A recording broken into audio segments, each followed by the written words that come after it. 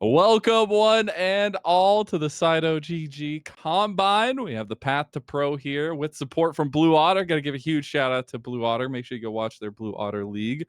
And I'm joined by Cherry. I'm Mazel. We've got Cicerius. I think that's how you say it in our prod. And we're going to have a good day. We have 3 games ahead of us with some new mixed teams. Great organization coming in, building this Path to Pro Combine, allowing these teams, these players to be able to experience the competitive environment and all the action that allows in a competitive League of Legends game. And today we have a special format as well.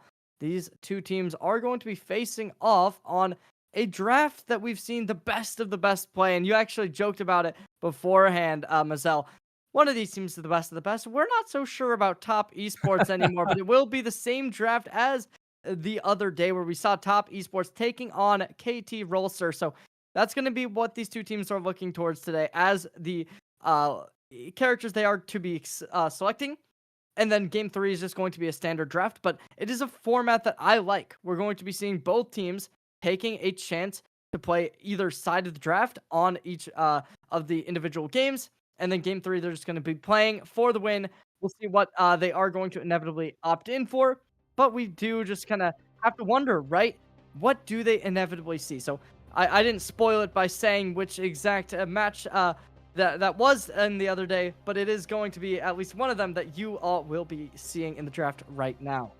Yeah, it's gonna be game number 1. So we'll break Oh, down the teams once we get going here through it. But I want to talk about the players a little bit here because I think we've got a really interesting mismatch of interesting players. I guess more so. I guess we only see the blue side here, but there is a combination of the likes of Shochi and Shogo on the other side in bot lane and mid respectively. That I'm very curious to see how they combo together and how the carry potential comes through for them. But I'm very excited to watch Shimmer again. Shimmer's a jungler we've watched a lot of in ACL and Tier 2, but obviously the come up has been really interesting from him. He's found himself a little bit more in the carry pants sometimes, and I wonder if that's going to be more so his nature today, that he has the fixed drafts to play around. So those fixed drafts that we're going to have, blue side is going to be Rumble, Wukong, Aurora, Corki, and Nautilus. And then red side will end up being Ambessa, Jarvan, Annie, Kaisa, and Nico. yeah, I think both these compositions very standard, very to the meta, especially when you look towards these bot lanes. I love the Nico idea. I think that Nico being meta again is very fun. It brings a lot of just kind of adaptations you can make to the meta. We saw the Nico earlier today played by Gen G versus I believe it was Top Esports as well, It was. where the Nico was very pivotal when it came to the first engagement on the first map, actually, where they had that Nico turn into the cannon minion, play under the tower, take priority from it, and then the rest of the team was being able to dive under tower, find the kills, and just kind of get out scot-free due to the fact that their Nico was tanking the front of the damage. Yeah, shout out to TES Hung, able to use those mechanics. And I think especially I do want to see if we get that kind of stuff at this level of play as well. I think it's very, very cheesy and it works very well. And especially that they have the Kaisa, I think you can always be pretty lethal with it. But we'll see in the end. I think this 2v2 in the bot lane is going to be really important to kind of keep an eye out on, especially with the at least level of aggression we can get from the Kaisa Nico side of things. I think on the other side for Nautilus Corki, you're going to be looking for as much time as you can get for Corki to kind of scale through and get to that 3-item spike or so.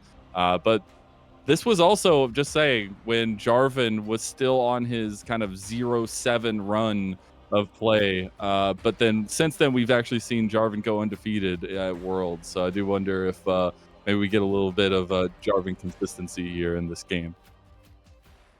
I am super excited, but it's as you said that Jarvan has been having a very weak kind of meta to him, as despite being one of the stronger junglers in the game of League of Legends, he's been having a pretty low win rate, and I'm not sure what that really has been a part of, as I mean, the recent changes haven't been too effective, and I like Jarvan. I think Jarvan's my personal favorite jungler when it comes to high level competitive League of Legends because just the idea of the flag and drag, because of that kind of isolating ability that the Jarvan 4 has, it kind of allows for dive compositions to become that bit stronger. We saw the Nocturne when being kind of that character that also found a lot of value as something that a lot of teams would use in the dive compositions, but the Jarvan works relatively well as well. And I think that's something that I'd like to see coming into this game, being able to have that team coordination to not just try and run that front to back, but instead isolate targets fast and swiftly, being able to eliminate those extremely pivotal abilities from your opponent's arsenals. That's going to be something that I look towards from both teams as a way for them to be able to just kind of take the win here tonight.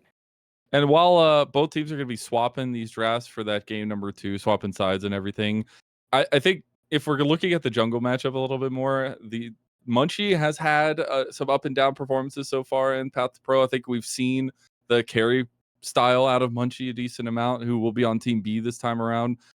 Against this other side of Shimmer, I think the skirmishing between the Jarvan and Wukong is obviously well known. We love to see early paths, kind of unique paths, go for invades, things like that. But this is an opportunity for Shimmer to kind of keep pressure over onto Munchie. And I think that is a huge detriment to how this kind of Team B composition wants to play out, especially in the earlier game. So that's what I really look for, at least for Team A, to try to execute around and really use some of that mobility around the solo lanes and for the support roaming style to come through to kind of support this Wukong early. Yeah, I mean, Wukong has been so pivotal within the meta, as lots of teams have been using that as an answer for one of the newest characters, Yunara, as it just plays very well into the playstyle of a Yunara. It allows you to get up in their face. The Cyclone is extremely strong ability that finds a lot of success when used correctly. And I think if our jungler for this Team A is going to be able to find success, they got to do it now. And I think beyond that, it is kind of, as you said, it's very just kind of standard. I think that the idea of the Rumble's going to be nice. If you're playing on the opposite side, the Mbessa is a good answer into it, as you do get that option to play very aggressive with the execution. And I think that for the most part, I'm going to be looking towards that Mbessa to be able to get ahead early, since they are just playing such a carry top laner. And that's something that you kind of need. If you allow that equalizer to get ahead and you find a lot of value out of it, then team fights are certainly going to be difficult if you're on this Team B roster. And giving some highlights to some other lanes as well. I find the top lane matchup to be a little topsy turvy. I'm very curious at Decoy's evolution throughout this one, and especially like giving some time to trying out some stuff in the NA region itself. I think Dr. Calculus was somebody we watched with some abandon. It feels like throughout the NACL split that he was in NACL in spring, and trying to figure out. I feel like a lot of times it was that Rumble that was a crucial pick for him. But now in this top lane matchup, kind of on the other side of things with the Mbessa, we'll be curious to see how he navigates the early game. But we're getting into game number 1 of this 3-game series today, Cherry, and it's going to be a fun time. As we head on into the Rift, we will be able to spectate these teams, see what they have in store for us, whether or not they have been practicing these strats that are going to be such an impactful thing for them to be able to find that value out of these engagements with people you don't normally practice with, scrimmage with, play with. It certainly takes a lot of adapting to different play styles, and being able to do that certainly will show a lot of prowess from each individual and show why they are worth being in this high-level League of Legends environment. And still very curious what this early game is going to look like from both sides. I do like some of the early vision that's being put down by Team B. As is tradition now, though, both junglers going to be spotted out on their earlier clear. I actually really like this from this side of things. Cryogen and Array taking the long way around. Currently, we are just going to be seeing a bit of a standard game. We look towards... We are going to look towards this Jarvan 4 pathing downward, so they are going to find that priority over towards the bot side, as well as this Wukong on both sides. They are going to be looking, and I don't know. Beyond that, it is just a standard game. We're not going to be seeing anything crazy off the bat. No invades, nothing absurd. it is looking pretty aggressively towards this Team B side on the bot lane as both players are pushing up relatively far. That's something you're allowed to do when you're running this Nico, is you get a lot of priority in the early game. When it comes to these aggressive pushes, obviously you can be very volatile with the Nautilus as well. However, with the Corki, you're going to have to really get up in their face with the Valkyrie if you want to close that gap.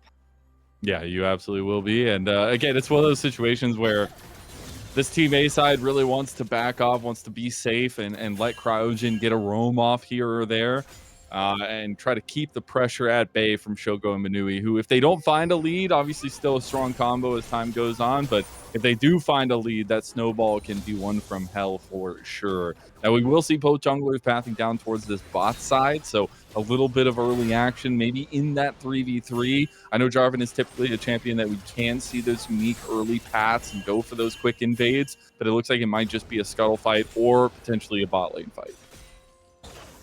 Dr. Calculus having a rough time in the top side, but they are going to have a lot of minions crashing down on the opposing tower, despite having to navigate this top lane relatively hard. They are just finding a lot of value. Almost finding the execution. This Annie flashing on in, going to be exhausting that, as certainly not a situation you like to be achieving, but it is going to be the Team B roster to just keep playing aggressive in all lanes. They pushed in. Now we actually do end up seeing some of that invade path coming through from the junglers, and this level 3 could end up being something on the bot side. I don't expect that top lane to peter out to anything else. Here we go. Oh, does seem as if a follow-up from any mid or bot laner isn't going to be there. Maybe we will be seeing Cryogen pushing up eventually, but as of now, they are just sticking in the bot lane. Oh, there's the flash! I didn't think they'd go for it. Turns out they have nerves of steel, taking that opening pick on the mid laner of this Aurora.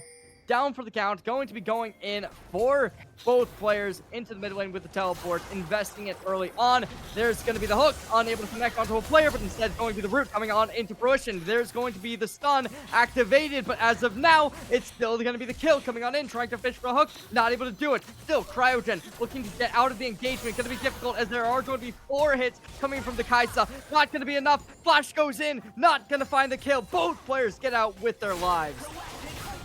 Oh man, it was a little bit dicey there, as we're actually potentially seeing it all in on this top side. Not going to actually come to fruition, but I love that both teams are kind of putting it to it. We did already get that early kill to Shochi in the mid lane, but still going to feel good to see some of this early proactivity. You got to remember, Team A is the KT side of things in this one, and they were pretty dominant in that game number 1. So it's good to see Team B trying to get off to a rampant start early. I mean, imagine being told, hey, you're going to have to play with a composition that just lost to this other composition. Obviously, even though it was an execution diff. That's it. Exactly. You're better than one of the best, and that's got to hold tight. We do have some CS differentials really coming in. It's a little bit of a catch-up, though, from Array in the bot side, that he was left alone for a bit, but I do expect the pressure to maybe continue leading out to Shogo having a small advantage. We do have the objectives coming up, though, Grubs, and just a little bit, about 2.5 minutes, but more so that early Dragon. We'd love to see Team B try to prioritize that with some of the pressure we've talked about from the lanes. We do see the Equalizer get invested in the top lane. Not too big of a worry, though, as they are both going to be backing in the meantime, so that cooldown will be refreshed sooner rather than later. Now that public execution is going to be on the table, that allows them to at least have a little bit of priority. Force the Equal to be wary of that. 3 players in the bot lane for this blue side. You're going to imagine that if you're this Wukong, your opponents have thought that you backed already, so you could possibly try and make something happen, but no. They do invest into a back. Not going to stick towards the bot lane forever. Gonna roam back up towards their jungle by the looks of it. Maybe try and end towards the top side. As we are going to see the Between Worlds come into play. Oh, there's the Annie ult coming in. Not gonna find anything. I mute everyone. Taking down Adam. And there will be the second kill in the mid lane. Munchie just continuously looking to that mid lane. You love to see it in the combo coming through. And what's sad is Shochi set that one up from a mile away. Like Adam knew what was coming and just couldn't do anything about it. Like he was standing in front of a freight train. And that's gonna be a really good combination for a combo that needs to get off the ground running. You need to be proactive with the Jarvan, with the Annie. And I've really appreciated how many resources they put around there. Now we are going to get a rebuttal from Team A, though. Shimmer's going to find a little bit of an invade. Cryogen finally able to get back out on the map as we have the lane swaps coming through, ready for the grubs that are spawning in sub 50 seconds. That's going to be a big thing for both these teams, you'd imagine, especially if you're on Team B. That's going to be something you're looking to take priority over, as your jungler is already fed so far with the tunneler in hand, as well as 2 longswords. Something that certainly is going to be looking maybe towards lethality as an option they might go for. But we are just going to instantly see the hook coming into play, as the root's going to be there as well, taking a bit of damage over towards... Oh. And now as Team A is just having a little bit of a rough time. And down to half HP. Not great, as we will be seeing the jungler from both rosters as well coming into the action. And the fact that we do end up seeing the holistic setup around the grubs be a little bit delayed, I still think we're going to get a big contest here. Oh, we're going to be getting the grubs already taking priority. The flash comes in. The cyclone's going to be there as well. There's going to be the pop zone. Oh my god. It's going to be the first kill going over as we see Team B taking priority, finding a double kill as there's Shogo taking more. Flash comes out. Adam trying to get out of the fray, but there's not going to be too much left. And he gets the stun off, and that's the kill. Shogo collects the triple. That is... out. Decoy down. This is going in. Trying to make something happen. That will do it as a flash gives Dr. Calculus the kill. Oh man, he almost got out with the flash. Unfortunately, it was followed up there, and I am terrified for Team A because Shogo now has 3 kills on the Kaisa. And this is probably just to shout out everybody. There is a pause feature for the coaches in these games because this is a developmental combine. We want to make sure the players are doing as best they can, have the right mindset coming through. So maybe it was that, maybe it was a technical difficulty, but there are situations where we could get pauses when there are no action and no action happening at least. But going back to this combo, my goodness, it's going to be very hard for the scaling to truly come online for Array now that Shogo has found so much gold. Certainly is rough. And Shogo, oh my gosh, an absolute dominant force. You really look towards this player as a massive issue and something that's really going to have to be overwhelmed and taken offline if you want to be able to win this game. Since they're close to being able to build up that Kraken Slayer, that's going to give them so much more volatility when it comes to long, drawn-out team fights. And yeah, I think this is a much different situation than TS was against KT.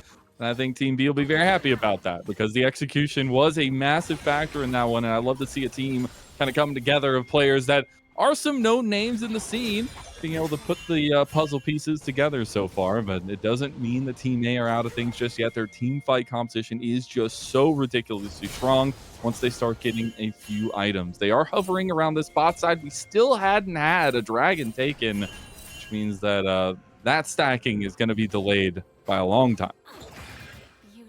Certainly something that both teams are looking to be able to find advantages on. As of now, one comes in. Root's going to be there as well. We're seeing Cryogen taking the front of this damage. Flash over the wall. Going to be able to get out. Go. Oh my god. They get out and flash away. Oh, the killer instinct. Absolute tragedy strike as a 7th kill converts for this Team B. And that is a snowball that we were talking about.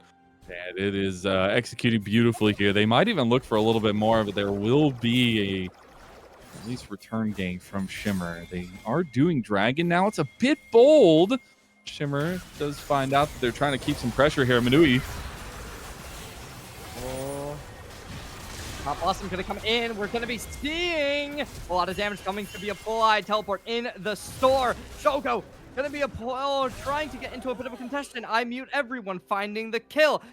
Oh, Shimmer pushing down to the bot lane. They know, they understand the location, and they are still going to be able to get out for free by the looks of it. Is this Jarvan 4 not willing to overextend, but they got taken out of the back.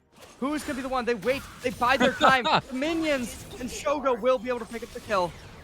Oh, I love it. He tried to get the kill with the standard. Meanwhile, we have the public execution at top.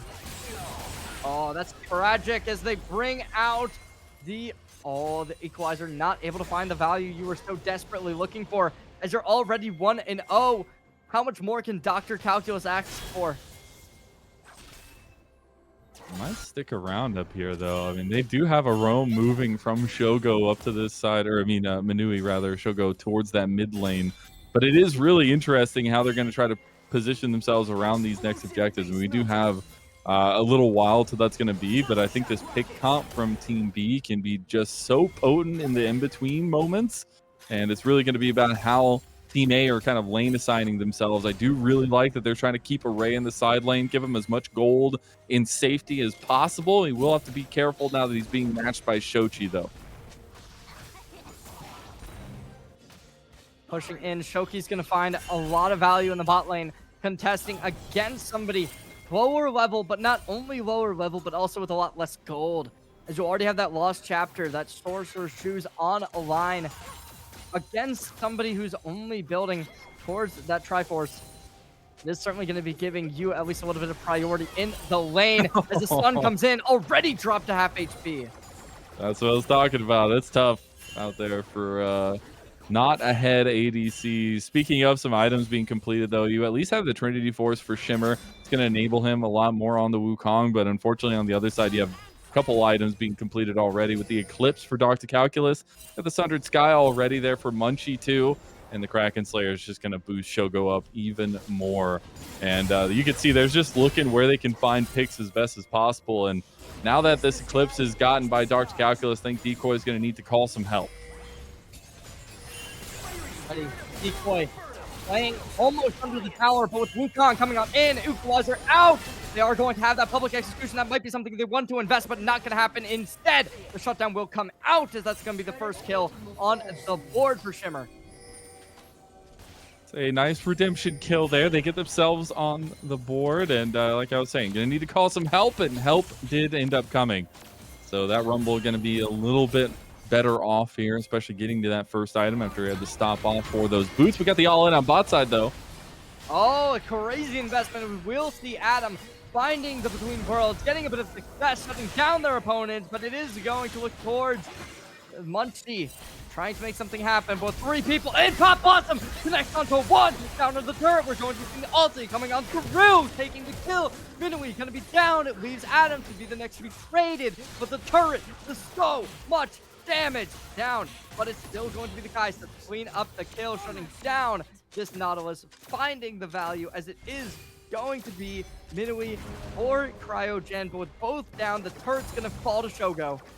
Shogo might not be at Mississippi anymore, but it is looking like the Shogo show anyways. This guy is on fire. He is a prodigy for a reason, and I'm really happy to see him in this Path to Pro Combine, because I think with the mindset he has, the setup that he's had, and the mechanics that he has, he's definitely one of those next stars in the ADC position here in Tier 2, Tier 3, and even potentially Tier 1. But it's looking really tough, because every time he's just really untouched in a lot of these, and the setup is coming through from everybody else from Team B. Speaking of, public execution going to be coming out. They get the flash with the anti-double stun. Decoy going to be prioritized, as there's going to be the killer instincts coming into play. Three people gathering up on to this one player. Everyone coming in. They look to get out, but not going to happen. It's going to be Adam finding their doom. In the mid lane, everyone will fall, but it's going to be the Hook trying to get out, but still Shogo not allowing them to. Getting way too overzealous, leaving Shogo to find another kill, and it looks like a turret as well for their troubles. This has gotten out of hand. This is bullying on the playground, and right now it is all Team B's favor, as they're going to find even more gold, more of that standing gold. All of the turrets falling on the outer side. Shimmer gonna go with the smite to stop Shogo's back, but that's all he does. And there will be another dragon up that Team B can redeploy for. That makes me curious. Since you would have thought if they're willing to cancel the back for a smite, they would have instantly went towards the Drake, but they are going to still just play towards these minions and try and just kind of bide their time. Something that it kind of makes me wonder at least what was really the point. But I guess they might have had something in mind, and now we are just going to be seeing the Drake, the next thing to be attacked, as we'll be seeing a lot of players starting to maneuver over the Annie, the Jarvan, both coming into this action. And it is seeming as if we are just going to look towards Munchie to find an already pretty good position. And I'm going to zoom out of the game itself for a second and just say that I didn't think I could be hurt more by the KTTS series, but now that I'm watching Team B just expertly navigate this composition, it makes me even more sad about TES losing to KT. So shout out Sido GG for hurting my heart, and shout out to Team B for finding the execution here as Manui gonna get away on top side. And the Cloud Drake already taken down. Adam stunned. Oh, there's the killer instinct. Choco! Oh, you can't be letting that happen. A dive onto the bot lane. Equalizer into the top lane. Dr. Calculus drops to low HP. TP comes on in, and now diverging away. The investment was done, but not going to try and follow through. And yeah, I mean, they're able to find a couple picks here or there. As now Shimmer's going to try to get a follow engage with Cryogen on top side. Chochi finds another CC chain. They might look to dive this. I think they're losing their health bar too much to do so, though. Now we are going to be seeing Shogo, though, coming on into the battlefield. Flash comes in, Pop Blossom in. Gonna be finding one. Minui gets the kill. Shimmer down, pushing forward. Minui looking to try and get the stun. Nobody's going to push up with them, though. They know there's the possibility a lot of players are coming towards the top lane. They don't want to try and take any unnecessary risk. And now the redeploy just means they're going straight down mid lane. We did end up seeing the Riftail popped already, so there won't be that extra standing gold there. They've already done the play, but they could look to collapse all over this jungle of Team A and just continue siphoning resources away. I mean, the CS differentials have started to get a little bit further out in front, especially for Shochi in the mid lane. But they actually will end up getting that blue as well. Some good stuff already coming into play. We are going to be seeing a lot of objectives handed over towards this Team B. And it really just goes to show you how good Munchie can be when it comes to being able to help the laners find success, and as well as that, being able to find success within the jungle as well. We saw them early on, you had mentioned it, being able to find the invade onto the opposing jungler and just getting priority in this blue side jungle, making their opponent just kind of face check everything with a little bit of discomfort. And now that they've been able to do all, they're just looking like a player who's really going to be picking up a lot of kind of notice from organizations, from teams. We're going to be seeing a little bit of a contention. The stun will come through after the hook does connect. However, instant flash away, going to be leading to Team B, able to kind of relinquish the pressure possibly. Never mind, they want to apply more. And I think you can look at Shogo this game and see the 8-0 score line and be like, yeah, this guy is the carry. But I think this entire game was teed off by the combo of Munchie and Shochi in the mid lane. The fact that Shochi just knew his angles, knew his moments, and was able to go so far up on Adam and use that mobility out of mid lane to really crash down and continue bolstering the Shogo lead. I think this combination of players has really worked out well so far. It's been really nice to see. Looks like we might be seeing another engagement. The stun from the Nico, unable to connect as the route will go a little bit too wide. The Otacon is up. That might be what the next option to go to will inevitably end up being, as we are going to be seeing a ton of players running for it from this Team B squad. A couple people on Team A as well going to be maneuvering towards it. But as of now, they will not be there in time. By the looks of it, as 8 HP is all it's left with. The info not going to be there. 3 players push up or make it. All but the Rumble. Damage already comes in. The killer instincts are going to be available. Oh, that's a deep one. Oh, that's tragic. That decoy not able to do anything after that TP. Thought they were maybe focused a little bit more on the pressure, but the fight continues. Oh, that's tragic. Everyone just collapses as Minui takes the kill. Going for another. as we are going to see the clone activated, getting the vision out onto the field, leaving very little for Team A to work with, forcing them back on into their spawns. And Manui getting serious value there. I know we've seen a couple of errant plays from him, but able to make a big difference there, and a lot of pressure coming in now as they have crashed out almost all the objectives on the outside, and they're going to try to chase down Dr. Calculus now.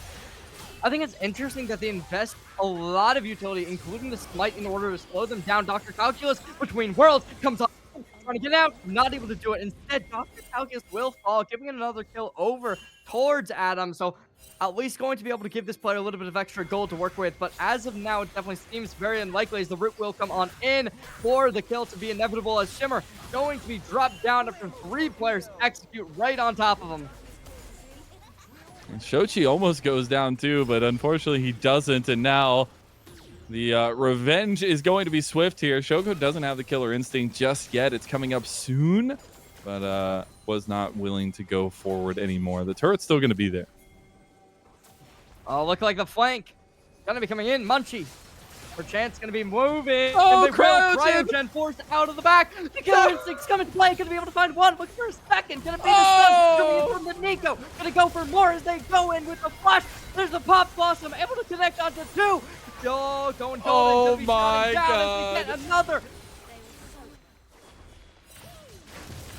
Oh, that is Shimmer disgusting. Back into the battle. There's going to be the public execution, but it's not necessary. We will be seeing Shogo taking a double kill. Oh, that's going to do it. Looking like the game might be inevitably done right here and now. Never mind. Timers don't seem to be right for this team as they want to go back, take the next Drake. Buy a little bit more time, get some more items, maybe get that Zanya's for Shogo rather. As yeah, 13-0 on the Kaisa is going to be feeling really good for game 1 of this set. And that would be Dragon Soul Point as well going their way. So I'm sure the reset's going to come through and the crash is going to come into the base. The Baron is not going to be up for another couple minutes. So I do wonder if they're going to try to hold on for that one, if they just try to siege down as best they can. As everybody should get the resets out. Now it's all about how Team A wants to strategize this defense. Because I don't think they're going to get to that scaling setup that we wanted them to get to. They still need another full item from Array. Yeah, it's certainly going to be rough. I mean, down 13,000 gold or so. Definitely not the situation you'd like to be in if you are on Team A. And you really got to give it up to Shogo, somebody who has constantly been on front of these team fights. 13-0 with 6 assists, not a performance you can take lightly. And at this point, we are just going to be looking like this is the opposite of what we saw the other day. I mean, complete annihilation from the team whose composition lost. It makes you wonder, Mazel, what are they going to do when they get to the opposing side's comp? Yeah, it's a great question because I think it is a very snowbally side of things for both, honestly. And I think that's what we talked about a little bit in the earlier game, especially for Team B. There's a lot more snowball potential there in the earlier game. But if you can get ahead as this Team A comp, that's exactly what happened in the KTTS series and how KT kind of handily won that game #1 with this comp. So I think it's a lot about recognizing early game plan and executing those. And we saw that beautifully done from Team B's side of things with Munchie and Shochi early in the game. Little bit of impact coming on in. Annie possibly going to be making a little bit of contestation. Out goes the Cyclone. Going to be looking like the kill is going to be inevitable, but the flag and drop going to be coming in. Shogo finds the first. Going to be looking for a second onto the Nautilus. Not going to be connecting just yet. We will be seeing Cryson getting out down towards the bot lane. Inhibitor broken, but everyone else backs up. Looks like the Baron Nashor might possibly be the play to go towards, as a lot of players opting in towards this aggressive stance over towards it, as nobody from the blue side will have vision. Nobody will have that intuition, as we will be seeing only one player opting to even try towards the top side of the map. Yeah, I mean, Show goes on 4 items. He's literally 2 items ahead of Array on the other side. And that just means it's a tough time. And that also means that any objective that is on the map burns instantly under Shogo's ire. And it does look like they're going to try to use this siege to put the finishing touches here. There is the dragon coming up in just a little while, but Shochi has found mid lane. Oh, the public execution coming on into play. Shogun's gonna be able to find one. The Ambessa gets a second. Dr. Calculus slamming the door. It's Team B walking straight on into the base of this Team A roster. 3 players alive, looking to make something happen. Going invisible between worlds, coming in. Pop Awesome to be able to find one. It's gonna be down for the count as it's blocking this game in place. Shimmer in the spawn. Dr. Calculus gonna be looking to get shut down, and now, oh, they go into the base, and it's no worries. It's no care. The second tower is going to fall, and that's going to give the Nexus over towards Team B for game number 1. The prodigal son, Shogo, shows out. Going 17-0 on his Kaisa. A really nice combination between him and Manui in a lot of those fights, but Shogo's killer instinct was exactly on point. Again, huge shout out to the early mid jungle combo between Munchie and Shochi, because I think that without that, this competition is so much harder to navigate, so much harder to pilot at that advantage. And it all just blended so well together between the 3 of them. It really did. This team is full of superstars being able to mesh so well together on such a short notice. We take a look, it's especially true towards that jungle, that bot lane, who it's, 34,000 damage on a Kaisa in a 26-minute game or so. Crazy dominant behavior from Shogo coming into this game. 4 items with the empowered boots. Certainly not a player you can take lightly.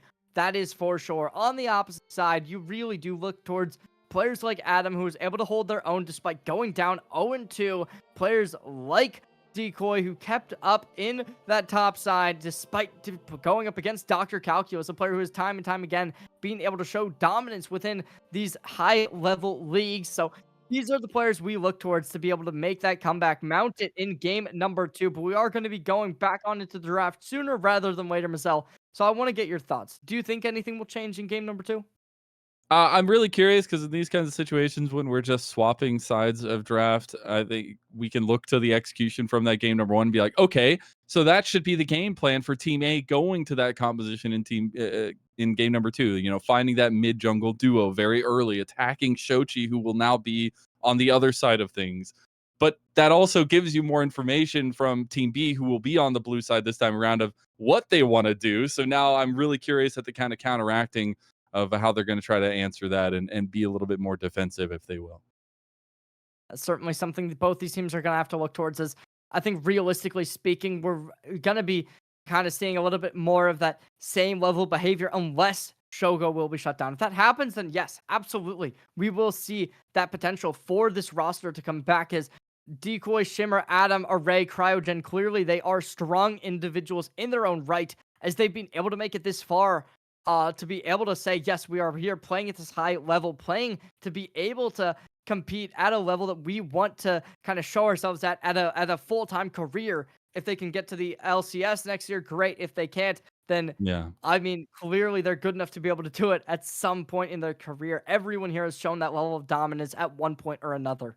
for sure. And just before we get going to break, I just got to give a shout out to Shimmer. This is the guy. Sorry about it, but the guy that saved Vancouver Impact, TBH. And I really want to see him now, who is going to be on the Jarvan, have that kind of facilitation, that proactivity that made him so impactful on that Vancouver Impact team. And I'm looking forward to what they give us in game number 2. That is very, very accurate. So I believe we're going to be going to a quick break, I think. So we will be back after that. If, I don't know. Are we going to a quick break? Oh, yes, we will be going to a quick break. Cool. Alrighty. Well, we will see you all right after this. Don't go anywhere. And yeah, we'll see you next time.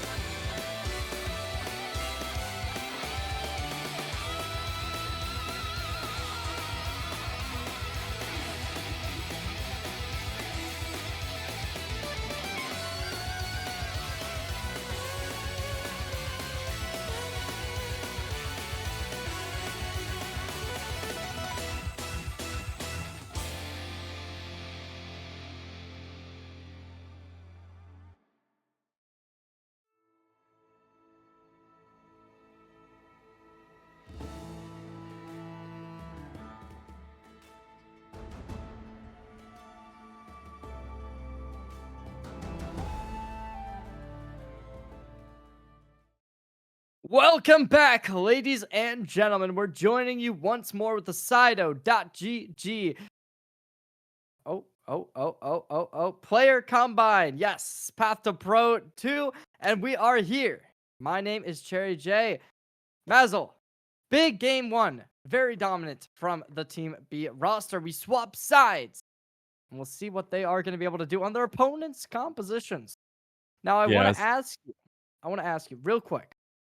What are the chances that during this break, we saw like a 7-8 minute break, that the coaches were just trying to say, like, hey, this is what they were doing with these characters. They're going to try and do the same thing on the other characters because they were kind of similar in a lot of aspects. And do you think that we will be seeing an even more dominant game this time?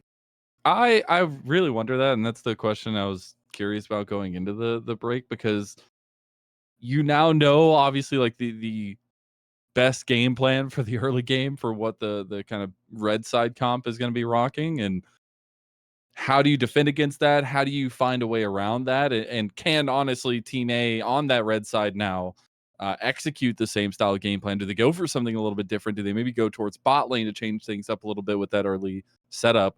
And how Team A is going to kind of bounce back after a little bit of a tough game, number one, for sure. It was very snowbally.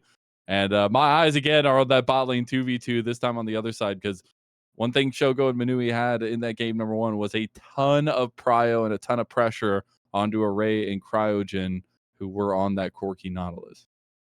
It certainly does look as if this is going to be similar, at least based on the compositions being kind of switched around, and you get to see what your opponent's playstyles do look like, what they are going to be aiming towards. If you're on the side of this A team, you're definitely looking to try and shut down this bot lane early. That means taking your jungler, now going to be on the Jarvan 4, and try and prioritize them as much as possible. Swapping over to the Corki, you get a little bit less value out of being absolutely fed out of your mind, in my opinion at least, as you would as the Kaisa. But it's certainly still a situation where you cannot allow this Corki to be fed as much as possible, as they are going to be able to take that gold and run with it. Yeah, 3 items is the bread and butter for Corki. If you can get there without too much trouble, it's gonna feel pretty good. But Kaisa is always gonna be a lethal impact. I know Ray's Kaisa is something legendary for him anyways, so really wanna see what his counter is to Shogo. This is a classic matchup, I feel like, in terms of tier 2 and development, tier 3 as well, between Array and Shogo. Something we've seen here as of late, which has been really fun to watch. So I'm curious who gets the better hand of it in game number 2. If we're going down the picks again, you got to remember blue side is going to have the Rumble, Wukong, Aurora, Corki, Nautilus, and then red side's going to have the Ambessa, Jarvan, Annie, Kaisa, Nico. And we have swapped the teams now to see who can now execute in game number 2. Yeah, I think that this game in general is going to be looking kind of good. I mean, you take a look at the bans. I think it is interesting that they did inevitably end up banning the Yunara, as that's certainly a character that has been getting a lot of play in pro play, which obviously, if you're not too used to it and you're not too kind of thrilled with your ideas into it, it certainly is a character you'd like to ban. Maybe that was kind of the option for this game, but you kind of look towards a lot of these teams that were playing in Worlds 2025. There was a lot of Yunara played so far, and not seeing it in this game, I mean, it does make sense as it is a newer character. You want to give these teams a little bit of like a little bit of leeway when it comes to being able to adapt to the meta, give them time to get really fundamentally strong with these newer characters rather than throwing them in head first, as that certainly is something that does kind of prevent the best experience for these teams competing here today. Um, but we will just have to wait and see. We are going to be getting the same bands, same characters. Actually, it is different bands. Instead of kind of being a little bit silly with it, banning out the Tryndamere, banning out the Nasus, this time it is going to be, I think, the same bands as last time, I believe. Maybe not. Who knows? Yeah, bands don't necessarily matter since we are just picking the same comps. But that also brings into question that what that game number 3 is going to be having, since we are going to have all the current champions on your screen, at least between the first 2 games, going to be banned away with the Fearless system. And then we'll have 10 bans on top of that as well. And see what the teams want to go with in a final game of the series. But here we have our comps, and we're getting ready to go Again, it was all about that Jarvan Annie combo in the early game last time for Munchie and Shochi, who will now be on the other side of things and see if Adam can be as proactive as Shochi was on the Annie. I mean, when you look towards that last game, the only lane where I really do kind of think that we might see some kind of craziness is going to be the jungler. I think that Wukong and Jarvan 4, I mean, I'm not totally sure. I don't know the statistic, but I believe they are like two of the top 5 most picked junglers so far in Worlds. So maybe like you're going to lock in the Jin Xiao, you're going to lock in the Vi. Maybe something crazy comes in, like a Maokai jungle, which you don't see too often in the current meta. But that is still a possibility that they could try and walk towards. Yeah, for sure. We'll have to see what they end up wanting to go for. I do expect still more like skirmishing junglers in that game Yes. number 3, because these two guys really love to have a little bit more resources under their belts. At least what we've seen from Munchie, and especially what we saw from Shimmer over on Vancouver Impact. But I'm now curious at what this team B on blue side is going to be looking like, because the competition didn't work out too well for Team A last game, and so trying to pick apart like what went wrong for Team A is an interesting perspective to come over and then take over their kind of seat, if you will. And I do really wonder how they're going to kind of combat this early game, and if that jungle matchup is really going to continue to be the spotlight focus for Munchie. You do imagine that that is going to be a case, as both teams certainly have been looking like the jungler is kind of their thriving zone, the playground they like to be within. The lanes didn't get too swarmed very often. However, that was something that, especially towards the mid lane, we saw very quickly, as we did see the Jarvan able to pick up a double kill within the mid lane on to their opponent laner in Shoki, or not Shoki, sorry, Adam, very swiftly within that first game, as that was something that really did allow them to snowball further and further within this matchup. But game 2, different story. They will be on a different character this time, so there is that chance that they will be a little bit more comfortable coming into this matchup in the mid lane, which I do think was where this did really start to get a little bit too volatile to handle.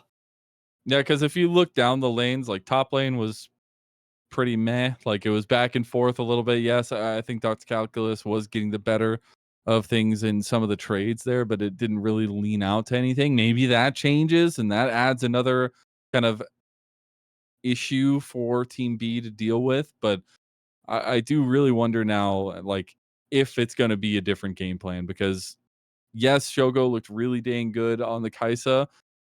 He got very far ahead early. If Array does that, that's awesome. But when you come off, like you can't just go into this game thinking, I'm gonna be a 17-0 Kaisa in this game. You have to make it there. And I really wonder, Array on a comfort champion for himself, and now with that kind of performance under his belt after game number 1, trying to find his own in this series.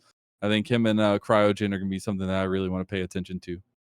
Exactly. That's definitely the option that they'd like to see getting to that 17. No, but I mean, it is that comfort that you mentioned. And Array, I mean, you've been hyping them up. I haven't seen them so far, but I certainly will believe you when you say that this is a player who can be that carry potential. We saw Shogo do it last game, and obviously you won't be in a League of Legends match if you don't see that one player just consistently able to dominate the lobby. And I think that's certainly something we might see again in game number 2. I'm not sure. Maybe Call him you can help me Action out. Jackson round these parts. We'll see. He was a big part of the Blue Water run here this last summer as well. It was really, really interesting to see his kind of growth in terms of his mechanical individuality. But man, I can't think, like, I mean, maybe it was so far gone in that game number 1 that it's one of those things where you just move forward and laugh it off. But man, if I'm a Ray there and I saw Shogo go 17-0, I'm like, I need some help. I need to get there. I need to make that performance. I need to kind of counteract Shogo's aura that he's putting out here, because I know Shogo's a very confident guy, and really, really want to see what Array puts out now. Now we are just gonna have to wait and see, as we are getting into this game in just a little bit, as the players loading on to the Rift, as game number 1 is upon us.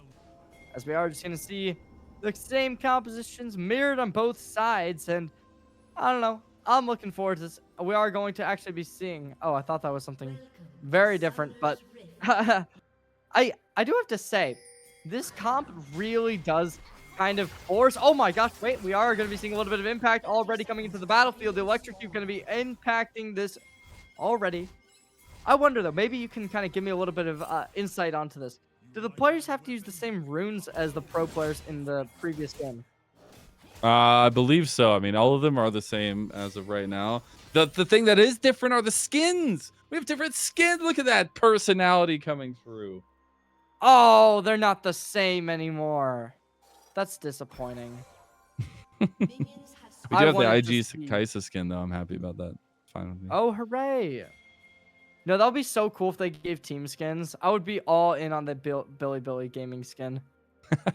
They gotta win worlds first. Yeah. But they never like actually base the skins based off like the team's colors. Well, I guess they did. They kind used of, to. They used to, Yeah. but they haven't recently. It's just because I like T1 Edward keeps Gaming. winning too much. Mm-hmm. We can only do black and red so many times. No, I mean, they could do it again. I could see it. But what I couldn't So- see is whatever's happening in the bot lane. We are going to be seeing a little bit of damage already coming on into the fray. Aurora going to take a little bit as both players just going matching each other. And as of now, Cryogen looking very dicey as the hook will connect as well as a bit of damage applied. We are going to be seeing the W in from the Kaisa trying to play aggressive, but not going to find all too much as in the mid lane, we are going to be seeing stun for stun. And, yeah, it's a bit of an even state throughout the map, and it is actually very similar to last game. I will give them that much, except for the opposite side, where we are seeing this Team A roster kind of pushing in most lanes. But the first blood! Dang! Oh my gosh, I didn't even notice that until it was too late. Shochi! That was nasty. All right, it's not going the same anymore, Cherry. It ain't the same. It's very, very different. Things in the mid lane not panning out for Adam. Oh man. This is a genuine story. I thought I couldn't see my screen because of that whole thing, so I tried putting on my glasses. Turns out I had my other pair of glasses on already. Yeah, that was one of the most embarrassing things I've ever done, let me tell you. However, now we just kind of see Decoy taking the damage up in the top lane. Certainly not going to be happy with that, but unfortunately not much you can do about it, as you are going to have to invest some of your cookies most likely. And now they just try and close the gap right onto Dr. Calculus, who's having an absolute just domination up here as they keep up this aggression. We'll see what they can inevitably end up finding. They are able to sidestep the utility, not for long. We are going to be seeing the Jarvan 4 looking to possibly take down Dr. Calculus if they get a little bit too antsy, and they did do exactly that. The Flag and Drag will be forcing out the flash. We'll get the flash out, and again, you got to remember, everybody, that like we have a very unique look into this game because we just saw these comps played by the opposite members just last game, and so there are some very big differences in how they've been trying to execute. We didn't see the early path down towards bot lane for the junglers. They ended up going top lane. We ended up getting Dr. Calculus's flash burnt that can be returned to, and I'm really now looking at Team A on how they want to snowball this earlier part of the game, because they did also give over double scuttle crabs to Munchie. Damage Unless he steals it. on through. Decoy flash out. Dr. Calculus unwavering in their aggression. But over towards the bot lane, we are going to be seeing Flag and Drag going to be able to shut down the decoy. But the decoy is not the target you want.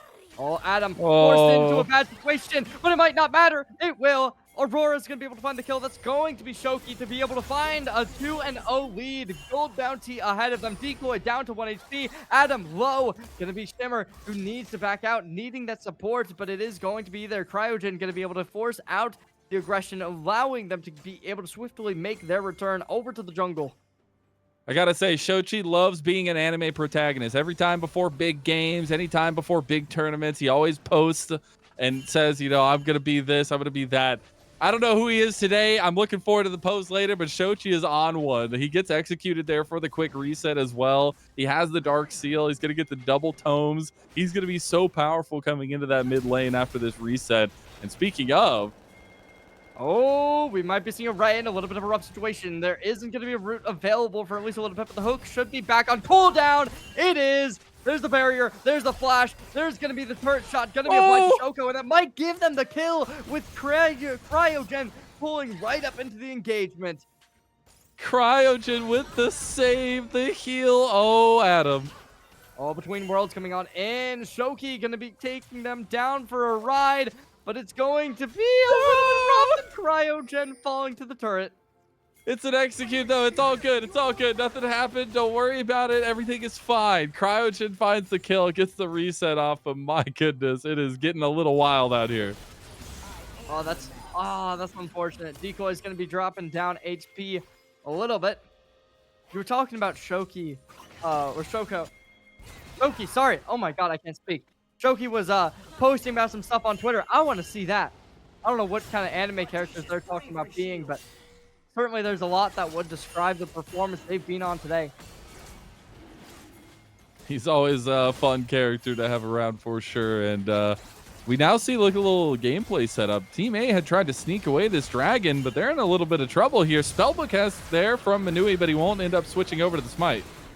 Oh, the sun's going to come out. Choco's going to be down for the count. They're dropping like flies. That's a double kill coming in as we are seeing Shimmer pick up everything that they could possibly be, not Shimmer, Munchie picking up everything they could possibly be asking for. Dr. Calculus up towards the top lane, going to be able to push this wave in a little bit as they are going to go for the back instantaneously.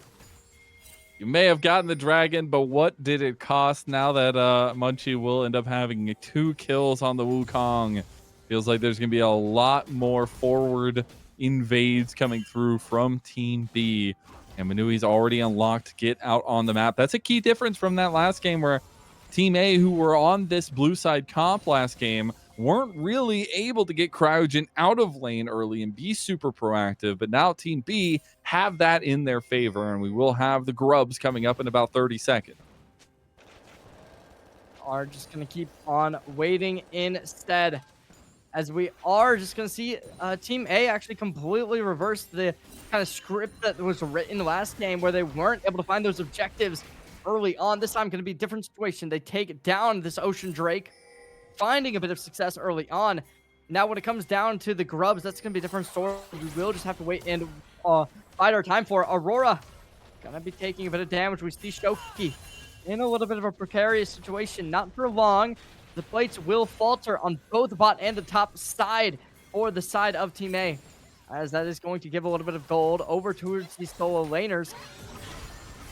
All between worlds, active. Going to be trying to make something happen, but it is just going to be a Ray taking a bit of damage, as we will see Shoki taken aback as this little bit more Void Grubs coming online towards the jungle. Everyone grouped up. There's the stun coming on in as the hook connects. There's a cyclone into the fray as they keep up the aggression. Double stun active, evadable.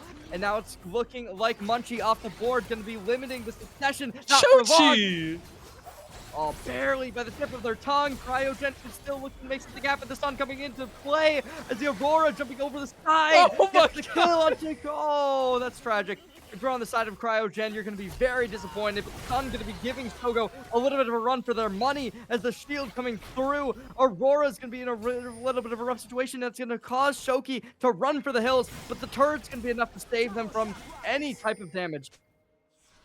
Man, Shochi saw Shogo's aura from game number 1 and said, I want some of that too. That's a 4-kill Aurora now. Shochi showing out in the mid lane yet again. I know he was a key piece in the earlier game on that other side in game number 1, but now getting his own carry potential on this Aurora. And Shochi's been a really fun character to continue to watch, but now Dr. Calculus in trouble. Oh, and trouble's just the beginning, as Cryogen equally finds the elimination to equalize this game's kills. 6-6. But the gold lead still not going to be there, as Team B with a massive lead. And it seems as if it will just get bigger, as they are going to be able to find this next Void Grub. And with a lot of players up towards this top side of the map, nobody going to be there to contest from Team A until that TP will be coming into fruition, limiting the success on the turret. So looking at the game state a little bit, we're still a bit up in the air. Team B is definitely in a better position than Team A was last game, but you still have 2 kills on the Kai'Sa for Array. You still have a lot of potential between this setup, but I need to see them using this. We will have objectives coming up, but I need to see Adam and Shimmer connect on some big plays here sooner rather than later. Dr. Calculus up towards the top lane. looking to make something happen as down towards bot, we are going to be seeing a couple players possibly making a bit of a scuffle. Sun comes out. Decoy, we're taking a lot of damage. Oh, Toku just making this value appear. But not for long as we take a little bit towards the top side. Dr. Calculus having to maneuver around Decoy. Doing well, limiting the succession as both players drop down to around 40% HP. It seems as if the fight towards the Drake might be inevitable as we see Cryogen going to be hit by this aggression coming on through from Shimmer. And I was talking about how I really wanted to see Adam and Shimmer make some proactive plays here, but it's so hard when Manui is just constantly hovering around Munchie on this Wukong, who also has a decent advantage now as well. Has a huge CS differential in the jungle, and that's not easy to come by. We're getting plates going over to Team B now as well. The gold starting to funnel here, even if it's an even kill game. Still about 1,000 gold in favor of Team B. And now they're going to get this dragon going potentially here, and doesn't seem like there's going to be much of a response just with the amount of pressure they have from the lanes. That went through the clone, hits on a Cryogen. Now we see the ult coming in from the Nautilus, but it's still going to be looking like Munchie to get the kill as they take so much value off of that kill that limits any type of contestation that Team A will have as Cryogen off the board, going to give over the Infernal Drake, equalizing the Drakes 1-1. And now we take a look towards Shoko, who will just be pushed up. But all unwavering. We look towards Adam taking them down between worlds. Won't matter, as it's going to be this Jarvan 4 to find the kill in the end. Adam says, you might have gotten me on 2 solo bolos, but I've got help. And they end up finding the nice little side lane pick there. They will end up scooping up some more gold with the turret plates going down too. They are going to be seeing the Sundered Sky bot out for Shimmer. Something that will be able to give them a little bit more survivability, upgrade the amount of their real contention that they can put into these team fights. However, as of now, we just take a little bit of a look. It's a bit of a standstill. The calm before the storm has appeared before us as when this Herald comes up, I'd imagine both teams are going to be looking heavily towards being able to find that. And we actually are going to be seeing that as lots of players opting towards the mid area.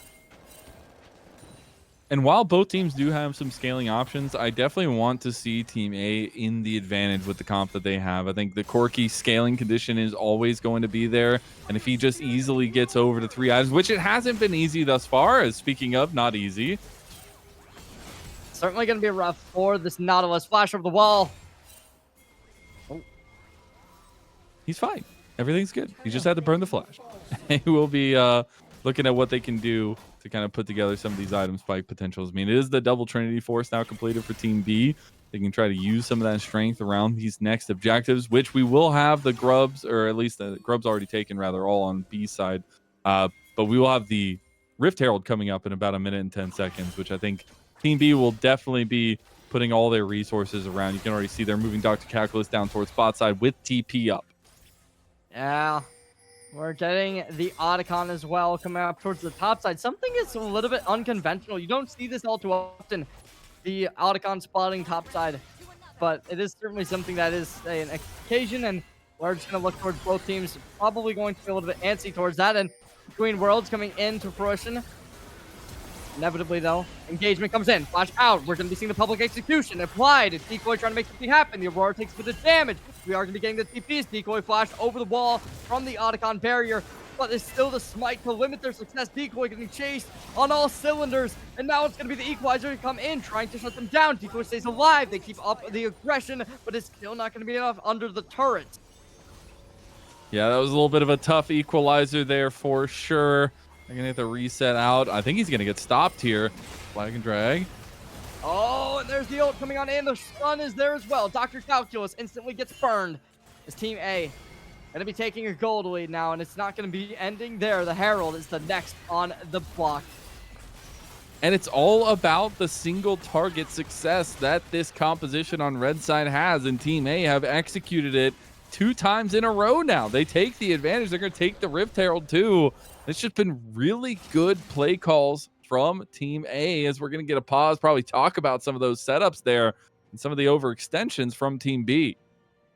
And the first time you were able to make that success, it certainly looks good. The two-time, it looks even better. And it looks like this roster has been able to find their groove in between game 1, game 2, and it's going to look like they are certainly adapting to this composition with great success.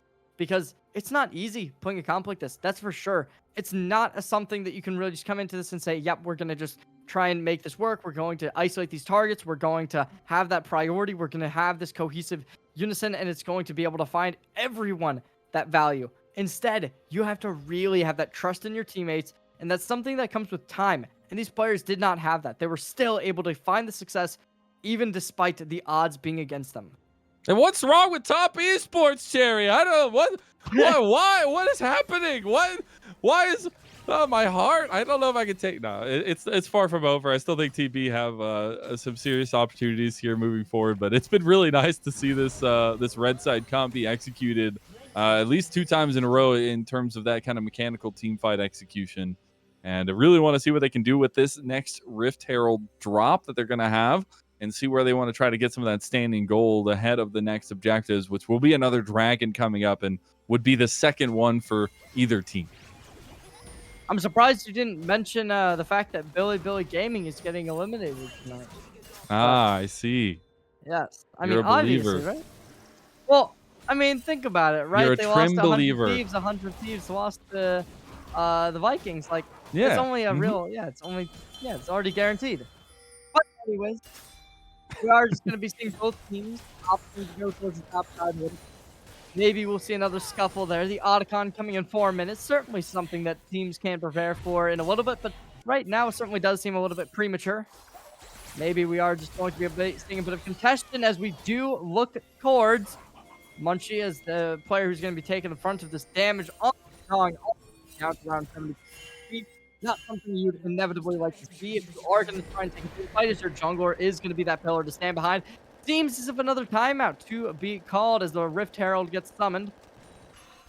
Either that or a disconnect. I don't know if it was. He was walking a little weird into that bush, but we'll see as now we're getting set up for this mid lane pressure that Team B are trying to utilize ahead of that dragon spawn. And you got to remember the TPs are a disadvantage for Team A right now. You do have Shochi who can sit in the side lane and be able to TP to this next fight if he needs to. But the Rift Herald play in the bot side is what Team A is looking at. That's certainly something that's going to be looking at as something that really is going to be able to find that value. And it's actually going to crash right on into this turret in the bot lane, finding the destruction as... That is going to be found the kill too. Finding Dr. Calculus as well as the blue turret down. And yeah, Team B gonna be taking the brunt of that damage. Looks like we might be seeing this series go 1-1, which I think that means that this comp really doesn't work, huh? I guess not. We'll see though. They still gotta cross their T's and dot the I's as that dragon's going to be coming up here soon. I'm sure the kind of focus of this next setup for both teams. We will start having those TPs coming up here soon as all in from Shochi. And I'm going to try and contest instead, going for the stun and leaving instantly. Probably the more mature decision.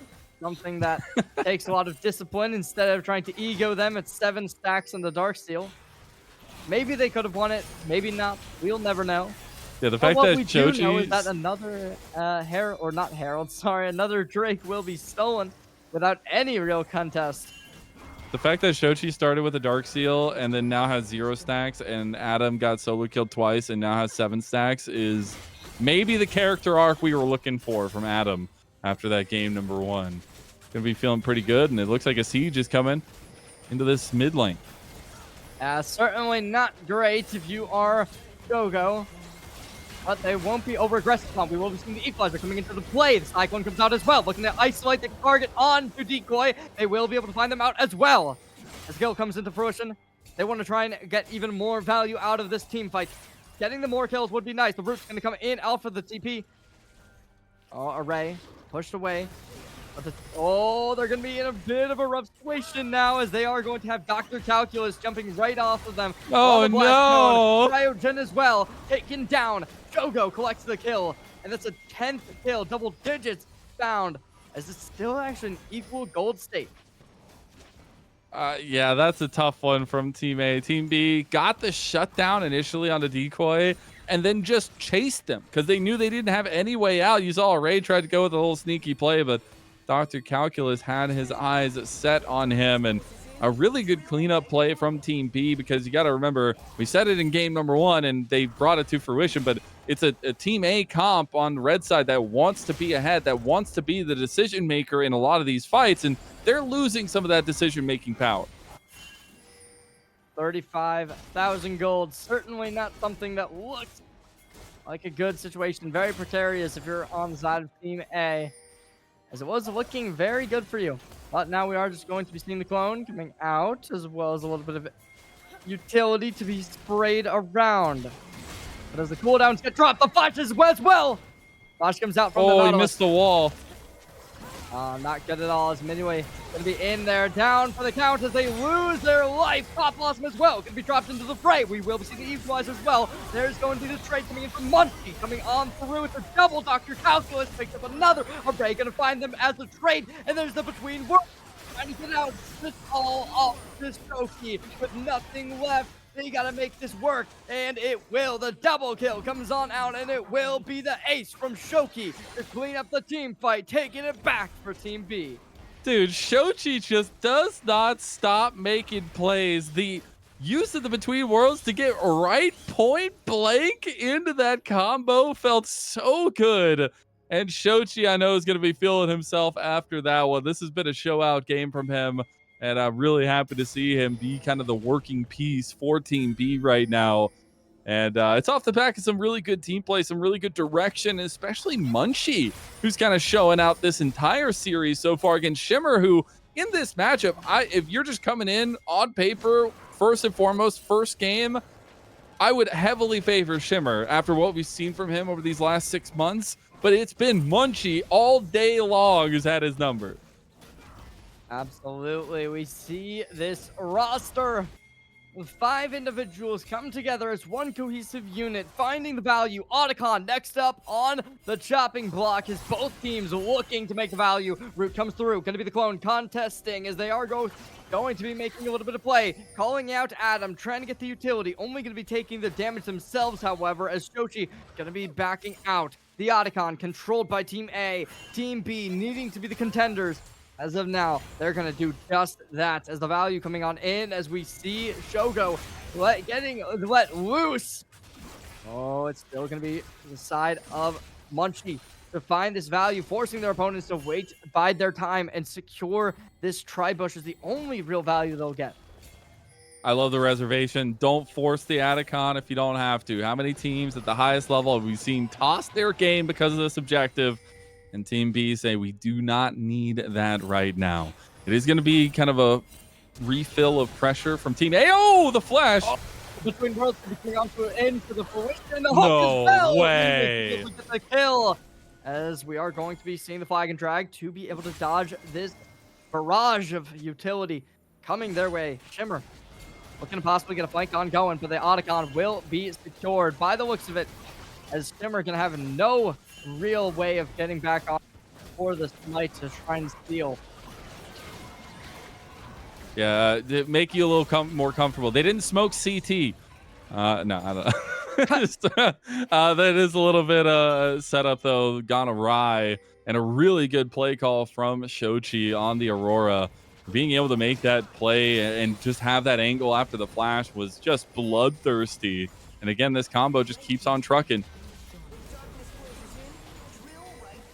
Instantly, we take a look. Mid lane being secured as they want to possibly get a little bit of a contestation over towards the Drake. Not sure if they have the information, but the HP certainly not going to be there to be able to take this instantaneously. 4K left as the hook comes out, trying to make something happen. Ult down from the knob. Pop Blossom made the play. We will be as well. There's going to be the Jarvan dropping in the ultimate. Looks to make something happen. They will. Kill from the true kill from the side of the Shimmer, and they shimmer their way on in. Team A will secure the kill onto Adam as well, and that's almost everyone down as Team B left with only 2 players remaining. It is currently seeming as if that was great work done from Team A to put them onto Soul Point. I mean, it was just bold as heck to go for that dragon when you just used a lot of your resources, a lot of your tools, and they got caught with their hand in the cookie jar. Shochi and Shogo literally were not able to really be influential in those fights, and just a really good play call from Team A, who have, again, like we said so many times, the kind of jump on you comp that you love to have in those situations, because as one person is caught out, that just starts the snowball down the mountain. And I love to see that Team A keeping their grit and being able to find themselves just within 1,000 gold after falling just a little bit short earlier on. Pushing up into enemy territory. Looks like the call is going to be to opt in to try and make some aggressive plays right here and now. Both teams, some more gold positions. Going to be Raipogen. Take a lot of the front of this damage. Shogo going to close them out, but instantly getting traded themselves. Shimmer dropping in the smite. There's going to be a... Yeah, the cone is going to be there to be able to drop away, but they will be spotted by the turrets. And now we will look towards Munchie to be the next player to be called out. Lots of players opting towards the top side of this jungle. Spotted by this flower as they are going to get that information. But as we will be seeing, the Baron is up and Adam. Oh, sun comes in, only able to connect onto the clone. Going to be having another cone to be able to jump onto as the blast cone getting them out of the fray. Shimmer, however, taking a bit of damage. Going to be getting the isolation, not able to connect this public execution, but we do see the equalizer. There's going to be the Between Worlds as well. Going to be trying to isolate the Ray. Not done just yet, but there is going to be a little bit more. Flash over the wall from DK as they keep on going. Dr. Calculus trying to get in the stun off the root. There's the Pop Blossom, and it's done for Dustin. Team A secures the tie fight win once more as Decoy tries to chase, but it's looking like a chase just not going to be available. Team B were just trying to go a ham there. They didn't have any more tools. They used all the kit from Shochi, and after that, he didn't really have much damage to follow that up with, as they just tried to let loose there and end up giving a little bit more of an even state to the game because of it. And you got to remember that because of that last dragon fight, Team A are on soul point already, so they have a ton of decision-making power in these next 2 minutes on where they want to put resources, how they want to navigate the map, and how they want to get ready for either a soul fight or using that pressure to make decisions elsewhere. Well, now we will be seeing a little bit of damage applied already. As now, both players on this red side pushed up towards the top lane, possibly going to opt in towards this tower to get a little bit of extra gold. And over towards Team B. They're just biding their time, waiting it out.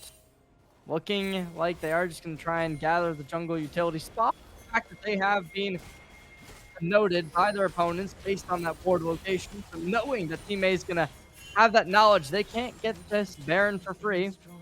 Both teams contesting the mid lane at this point. And it seems like whoever wins this next fight will likely be able to win this game, as that Baron's going to be a big impact on this game state. There's a big snowball fight coming for sure. I gotta say, we're looking at item completions. We do have 3 items completed for both Shochi and Shogo on Team B's side, so they've reached the mountaintop, and here they go for the fight. Yeah, it's going to be disappointing, but we already see the Jarvanol coming on between worlds as well. Going to be applied as we will be seeing Mochi taking in the aggression. Eric going to be able to find the Aurora down for the count. We will be seeing off Shimmer. It's looking bad as everyone is jumping into action. And now it's a double kill coming on through. Array picking up 2. Now 2 players left on both sides. It's the jungle and top and the jungle or top and bottom. And as of now, neither team able to take that Baron. And on full display is how powerful Wukong is, the reason why he's like almost 100% pick rate at the World Championship, and why he continues to find win after win. You can just find so much skill expression in these fights. And if we had a replay system, we would be specifically watching Munchie in that last fight. I think he had really good target direction, really good cleanup skills in that one, and it needed to be so because both Shoko and Shochi went down, and you need to have the follow-up damage there. So back onto the map goes Team B, feeling pretty confident, trying to chase down Array, but it's the dragon fight that we're looking at. It seems as if opting away from the Baron just for the time being. as they got a new target in mind. Very impactful for Team A if they can take this. Team B, same existence as you really don't want to let your opponents get that soul online. But as of now, contention does seem to be in order as Team B looking to make their ground. Bit of damage applied, but as we do get to note that this roster is just going to opt in for the Drake as now, I think. I mean, Team A is really giving up the ground here. You don't. It is the Kimtech Soul, so it's not like the most pertinent. But Array has 4 items. You would love to fight on a 4-item Kaisa, but they just don't. Oh, we will be seeing the engage coming in at last. There's the Garvin 4 Oh. getting completely isolated. Shimmer gets instantly obliterated between worlds coming in. Public execution as well. Going to be the Pop Blossom coming in as of now. For the double go coming through from Shogo. Going to be more as Decoy getting isolated. On the killing spree, we get to see Munchie finding another. And it's going to do it. Shoki going to close out the team fight as Team B will secure another engagement win without losing a single player. Only letting one live just for the time being as of now as the tower seems to be pretty aggressive. Shimmer's gonna want that one back, I think, as it did not work out for him, and unfortunately left him outside in the rain, and the downpour came down from Team B. What a play from Team B to kind of centralize themselves around that fight. I love that Munchie kind of went for a little bit of a flank angle on the rest of the carries to kind of keep pressure over there and force the flash over the death wall. But a really, really good acquisition of pressure from Shochi on the Aurora again. And he continues to try to get that Dark Seal stack it up as Baron went down to Team B. A tragic team fight. Team A were able to keep this game in equalizer for so long. But now it's a 4K gold lead. Certainly not the biggest deal at this point, as we are past that point where the items really matter all that much. But it's still a significant amount when it comes to some of these scary potential items. Like you were kind of mentioning how that 3-item power spike for the Corki would be volatile. And it certainly has been. Now they're at 4. And I'm just waiting to see what they are going to be able to find here and now. Because it's 30 minutes into the game. It's been significantly longer than the first, which one I believe like 26 minutes. So we'll see what does inevitably come. But it does seem as if the end will be nigh for one of these rosters. And Team A's composition, it always has a chance to upend any of these fights. If they get a big pick out, if they catch somebody overextended, they just can't have that happen to themselves. But if they can all kind of find that combo onto the right target, it does end up being Team A favored in some of these fights. But now you've got some very oppressive stances coming through from Team B. Oh, bit of damage coming on, and we will be seeing the first coming down as we look towards Doji off the board. There's the next Doji down. Flash comes through. There's the trade. Double kill comes online as we will be getting Cryogen as well off the board. 30 kills alive. Decoy going to be the last stand, and there's on Shimmer. There's the actual last stand, I guess, and they're just going to be backing. They don't want anything to do with this bot lane. This Wukong, man, Munchie's having a field day here against Shimmer so far the first 2 games, but every time Shimmer tries to go for an engage, Munchie just destroys his backline. Like, Array didn't even have a chance to go join him because he loses 3/4 of his health off the first hit of damage from Munchie. And what a turnaround from Team B, who will take the KTTS Redemption Series whole-handedly. That will do it. Team B secures a 2-0 win, but it's not over just yet. We still got the real game ahead of us, where I can't speak.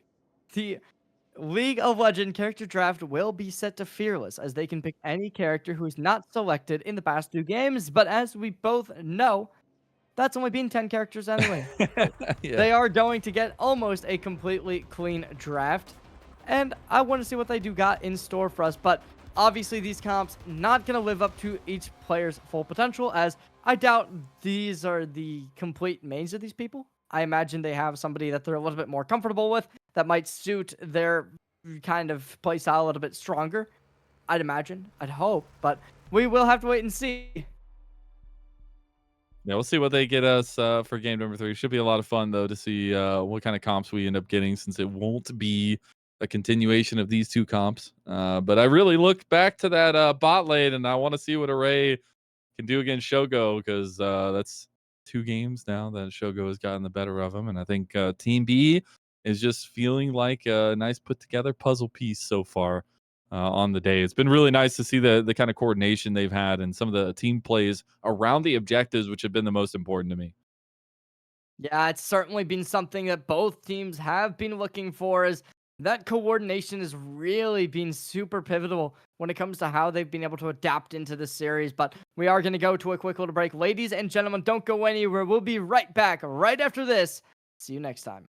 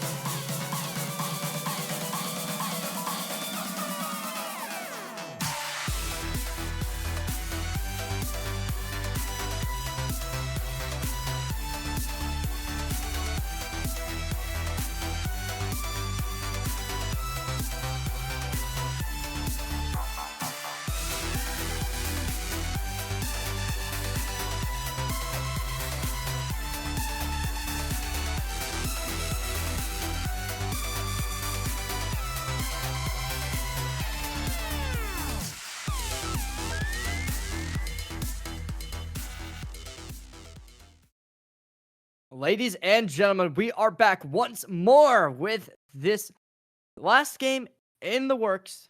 Finally, we have made it to our climax, the conclusion, to see what these two teams do have in store for us for a final game number 3. Fearless Draft will be on. And we'll have to wait and see what they do inevitably have in store with us, as we will be getting into the draft in just a little bit.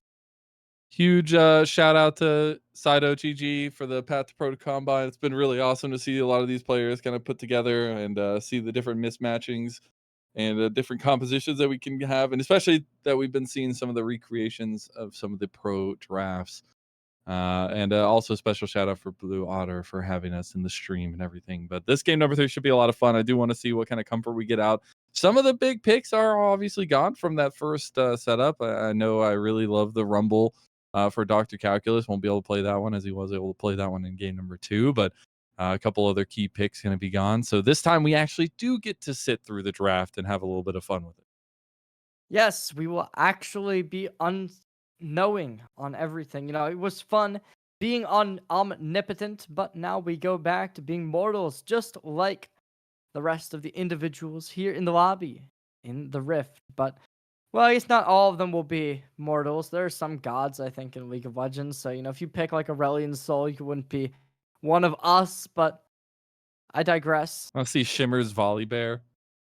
Oh, yes. So let's Yeah. see that. And then they can prove me wrong on us being mortals like the rest of them. We'll see once we get going into this game number 3 what we end up getting. I do wonder who gets to choose blue side, red side, because that's been actually really important in the recent meta and determining like kind of what you get. I feel like at this level, I know it's something I talk with a bunch of my caster friends a decent amount, that red side at this level is more interesting because you do have a lot of niche kind of counter picks. Nope, but apparently we have just a little bit of delay on the draft itself, so we're gonna send it to a little break while we get ready for that one. We'll be back.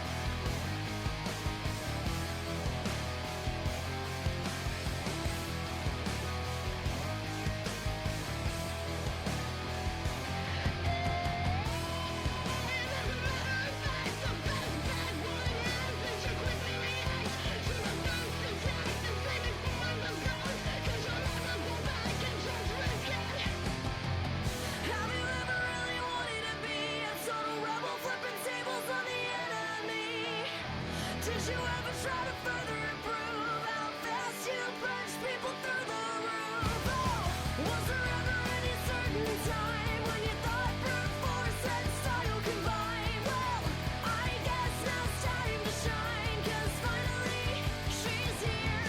Here comes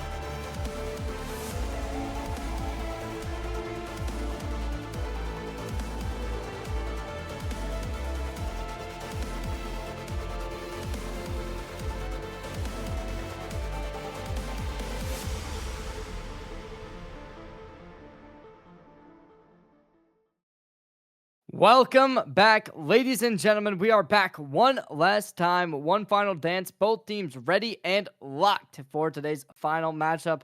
We are going to be going into a fearless draft, so we will be getting to that in just one little bit. But we are back. We see it. We are here. Mazel. It's time. It's finally here. And thank you all so much, Sido.gg. They have provided us with the greatest Path to Pro combine we could have asked for, as well as Blue Otter League for allowing us to be here tonight with all of you watching a phenomenal game of League of Legends. League of Legends, not League of Legends. There's no Legos here. But what is here is League of Legends, where we see the draft coming into fruition right about now. So we will be getting into this one. Should be a lot of fun. Again, fearless for all the picks that we've seen across the last two games, which was the same. But more so importantly, we do have what was Team B, or still is Team B, back on blue side again. So very dominant position to be in. Blue side very, very good to have in terms of what you're drafting for, what your first pick potential can be. But again, I don't know if we're going to be getting things in order. These teams were drafted using an external drafting tool. So you always wonder what it's going to be looking like if they're going to actually just pick their positions. So we won't exactly know. Yeah, it does look like it will just be their positions. So we won't exactly know when what was picked, but we will know what the drafts are in the end. And it will be a lot of side lane presence already between Dr. Calculus and Decoy with the Yorick versus Jax matchup. And that's going to be a lot of fun.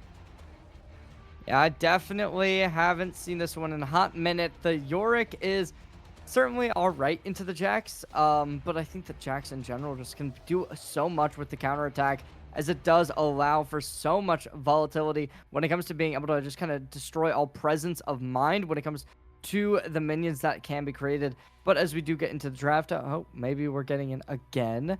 Not totally sure, but what I do know for sure is that I think that the Yorick certainly is going to have a lot of pressure when it comes to being able to attack those side lanes, which is something that's kind of new, as we didn't really see a whole ton of that last game, or I guess last two games, as the Mbessa and the oh my god, why are names blanking Rumble. on me? Oh my god, Rumble, you're right. Oh my god, I'm literally losing my mind, guys. I'm so sorry, but what we did get to see was them being really impactful in the team fight. So we'll see whether or not the Yorick is really going to play for those team fights, or whether or not they are just going to try and gather as much gold as possible, create pressure on the side lanes, force somebody to match them, and that's just going to be something we'll have to wait and see whether or not that is going to play.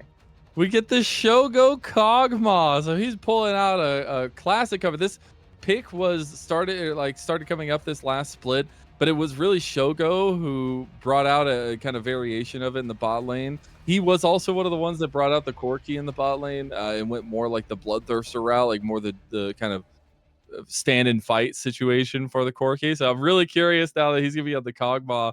But some really, really interesting compositional combinations there, especially for Team B, who is on blue side, right? You have the Rengar there for Munchie, so he can play comfort for him, but also something that gives him a lot of carry potential, a lot of onus in the jungle. And he will also have that Galio coming in from the mid lane, so a lot of mobility from this mid jungle duo. I'm super excited to see what they do inevitably come in with, as there is going to be a lot of volatility. I think the Sivir is especially going to be one of the picks that really is going to be a bit of a 50-50 on whether or not it will be something that's going to be able to carry this game. Obviously, there's a lot of movement potential in the character, as the movement speed is certainly going to be there for them. But whether or not they're going to have that damage output is something we'll just have to kind of bide our time on, as that certainly could go their way. But if it doesn't, it really can flop hard. And I honestly wouldn't mind. I don't know if you feel like it's okay, but if we can bring up the spectator delay so we can kind of see the compositions, it would be really awesome. Just so we can talk a little bit more about it, since we didn't really get to talk about the draft itself, since they quick picked everything. If we can't do that, it's all good. But it's really interesting, the kind of differentiation from obviously what the KT and TES draft looked like for the first two games themselves. A lot of pick potential on one side, a lot of team fight potential on the other side, to where now we've really opted into just putting a lot of onus and kind of focus on these junglers this time around, which was a bit one-sided in those first two games when you're looking at kind of Munchie's differential over Shimmer. So we will not have it on screen, but I can get y'all the draft. So On the blue side, Rengar, Galio, Yorick, Kog'Maw, and Pantheon. Now, the kind of question we will be asking ourselves regarding this question is, who will the support inevitably end up being? The main two options that I kind of intake is going to be the Galio and the Pantheon as the options they may end up with. I don't know if you have any other options that may be seen.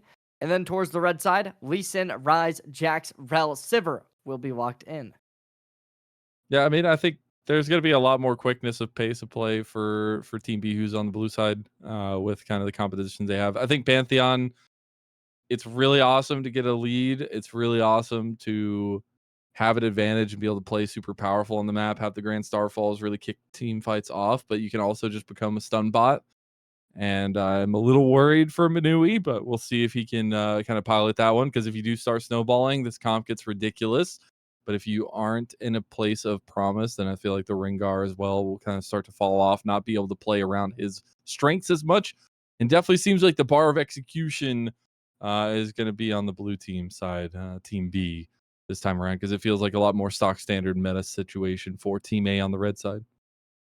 I definitely am looking to see whether or not this Lee Sin is going to be that carry potential, as it's one of the hardest skill ceiling champions within the game of League of Legends. That's without a doubt. And whether or not they're going to be able to find that extreme impact that you kind of hope for. We kind of had mentioned before we went off to draft was that we would be seeing more of the skirmish junglers, but it seems as if the assassins are really going to be who these teams are poised to take, as the Rengar and Lee Sin both getting locked in for each side. I think that the mid lane matchup as well is kind of noteworthy as the Ryze versus the Galio. On paper, you'd imagine that the blue side's going to have the value, but Galio in general just isn't really that champion that's going to be able to find a whole ton of early success. And that was kind of something we had seen where the tankier champions weren't really able to find all the value you would have initially expected them to. So now that we're seeing it here, I'm not sure whether or not I'm going to be expecting them to be able to do the same, but obviously they will have at least a little bit of an advantage into an AP-based character, such as the Ryze. Now, the rest of the team kind of lacking in that AP department. That does kind of at least pose a little bit of a question in my mind of, is this Galio going to be even building a lot of magic resistance? Because excluding the Ryze, there's not a lot that they really need it for. I mean, he just builds straight tank, and I think the power of the Galio is the combination with the mid jungle, which is something they pulled off beautifully last game and in game number one.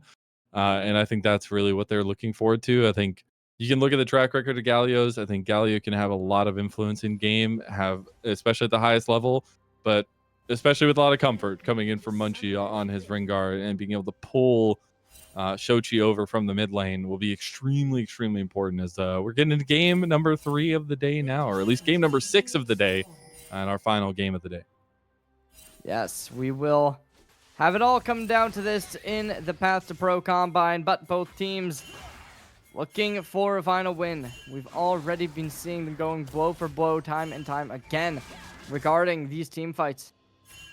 However, this is going to be the finale. Obviously, it started off seeming as if Team B would be able to sweep the whole day away, but clearly we all have seen that it won't be so cut and dry as the stun will come out. The Galio already taking a heap of this damage. The Blast Cone going to be able to separate them from the rest of the lobby. And that isolation going to be forcing a pack for sure, without a doubt in my mind. As down to around 40% HP, certainly not something you like to intake. Do wonder if he's going to stick around, try to burn the TP early, what he wants to do. Shochi looks like he's going to stick in lane, try to keep his health here. But he's immediately going to be popping those refillable potions. He knows that the early trading between the Ryze and Galio is not going to be easy runnings for him. And it will be the Ryze who's looking to scale into this game. Hilarious that he started at the Dark Seal, expecting Munchie from the jungle to come make a little muck of that mid lane matchup. We are taking a look at this bot lane 2v2, though, early, I'm sure, because Manui wants to get to somewhere that he actually feels strong in the 2v2. Right now, it certainly has been seeming as if this Rel is a bit of a comfort pick for Cryogen, as they've been able to find a lot of good stuns off of their dashes. And see whether or not they'll be able to replicate that. Obviously, level 2 hitting both teams at once, but the Ignite forces out the flashes. Cryogen drops to his liver, and the splash comes down and rains from heaven. As the first kill comes in, Team A already off on the front foot. The flash Q proc from Badui. That was disgusting. He will burn both summoner spells for it, but that's going to be a nice first blood for Shogo and Manui. Dominant start. They take this first blood, shutting down the opposing Rel, giving them the opportunity to buy the refillable potions. But without the gold, it certainly is rough. The counter attack gets marked, but not going to find a whole ton of success. Barely able to find a stun. Decoy and Dr. Calculus, now that they are on these new picks, it is certainly going to be a bit of a breath of fresh air compared to the last two games where we saw exact same matchup from either side. Same situation, however. Dr. Calculus trying to get out of range of the E, not going to be able to do just that. Instead, going to be forcing out the rotation as they drop back. We see a little bit of a maneuvering down as the Lee Sin coming to the bot lane, looking to make their marks, create a bit of pressure as there is going to be a Cogman. Low HP, the minions starting to collapse. He has no There's flash the 'cause he got engagement. Stun burned. comes in, going to get the stun together as Array drops the first, but only finding a bit of damage. Getting a bit of healing on the board. Stun comes in. Shimmer gets the kill, but there's going to be the turret to give their return. It's a 2-for-2 in the bot lane as the Lee Sin will pick up the final kill. And Manui picks up 3 kills early on the Pantheon. If Manui doesn't carry, I don't know who can.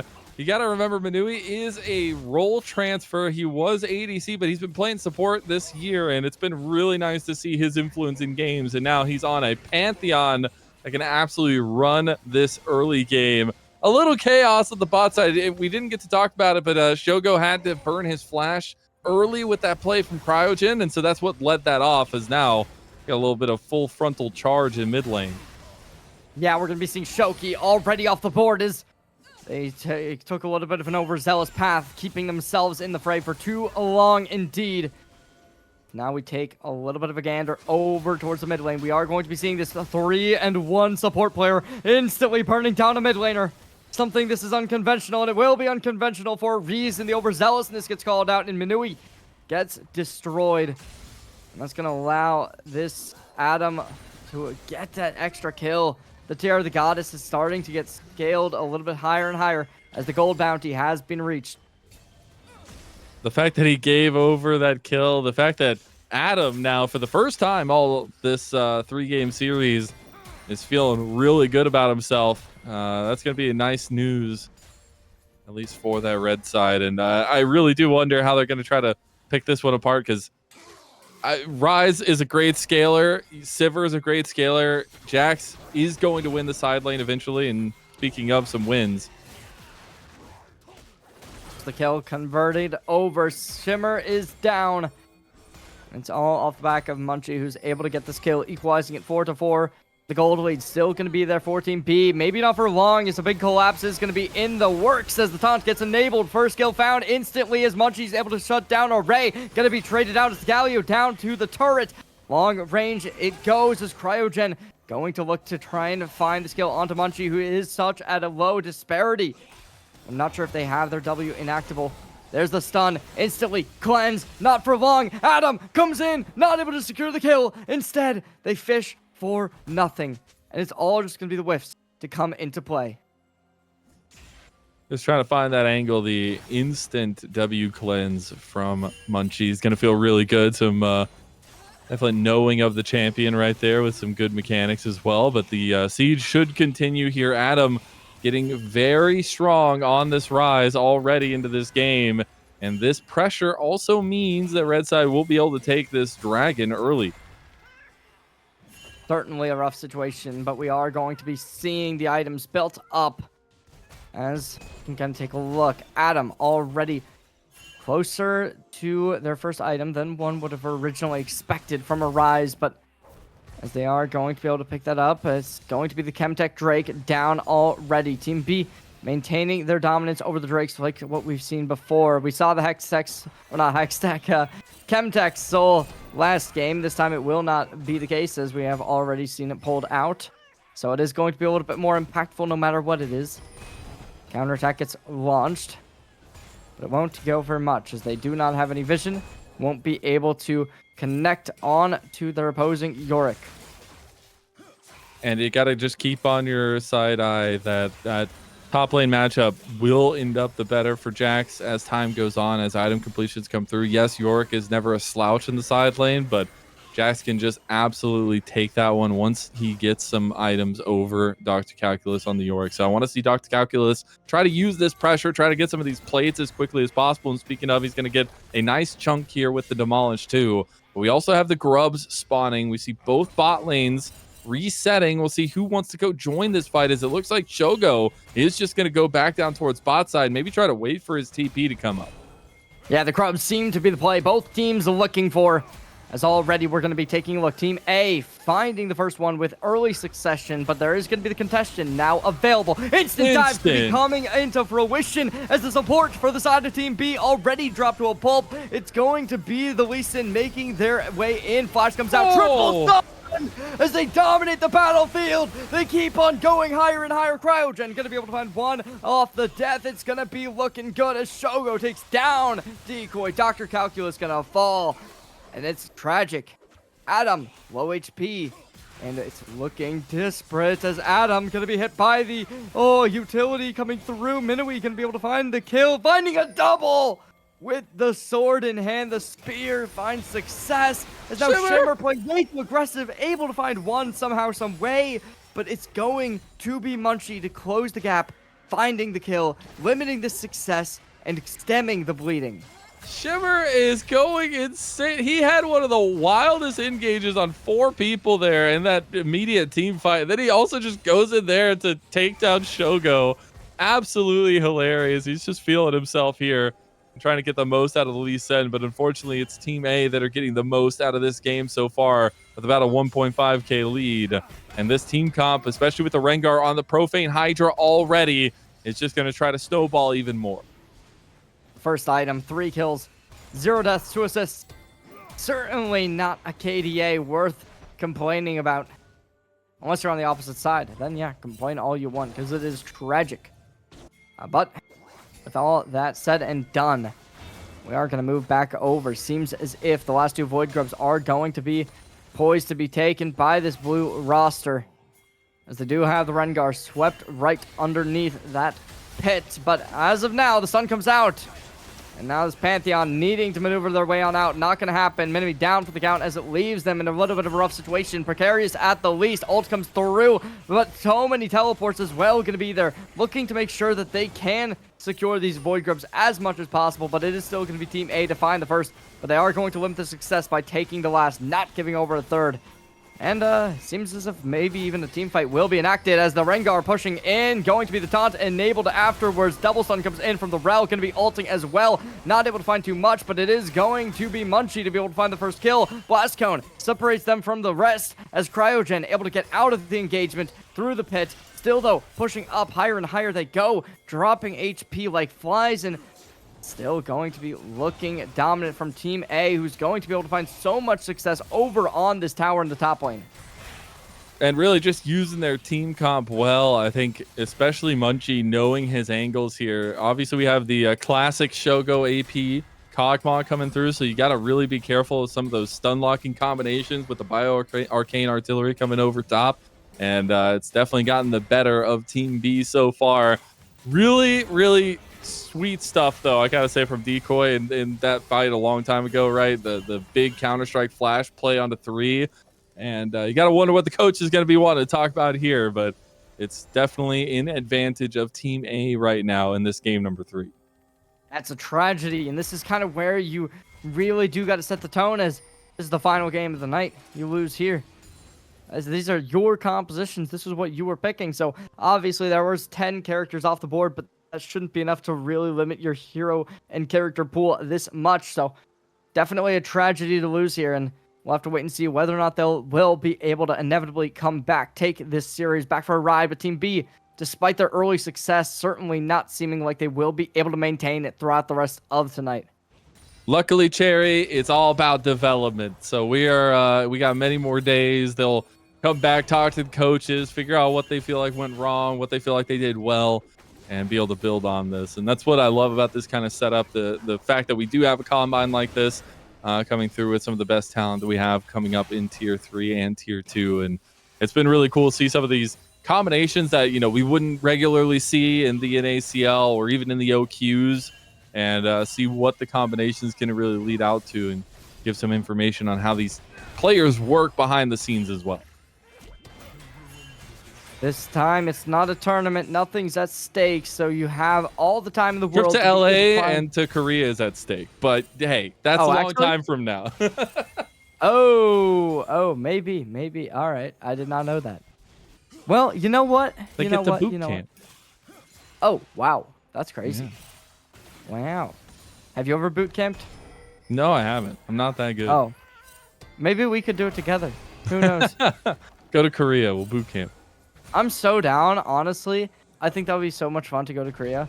But you know what else would be so much fun? Winning this game. I'm sure that would be a lot of fun for these teams. And unfortunately for Team B, with all these players are just completely overwhelming them, it's certainly going to be rough. We will be seeing a little bit of pressure taken away, but not going to be for long. As Cryogen getting instantly taken off a line. We are going to be seeing Shimmer coming into the fray, but instantly getting developed by 3 individuals.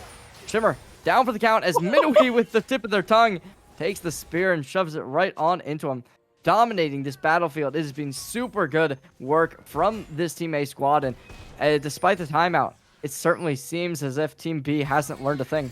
It's 100% KP for Manui on the Pantheon. This is not necessarily a pick I would know him for, right? Something that I would say that Manui goes for. He does like going for the unique picks, right? I know when he was AD, he would love to go for the Seraphine in the bot lane, things like that. As we got another fight kicking off. Unfortunately, the Realm Warp will just get Adam away.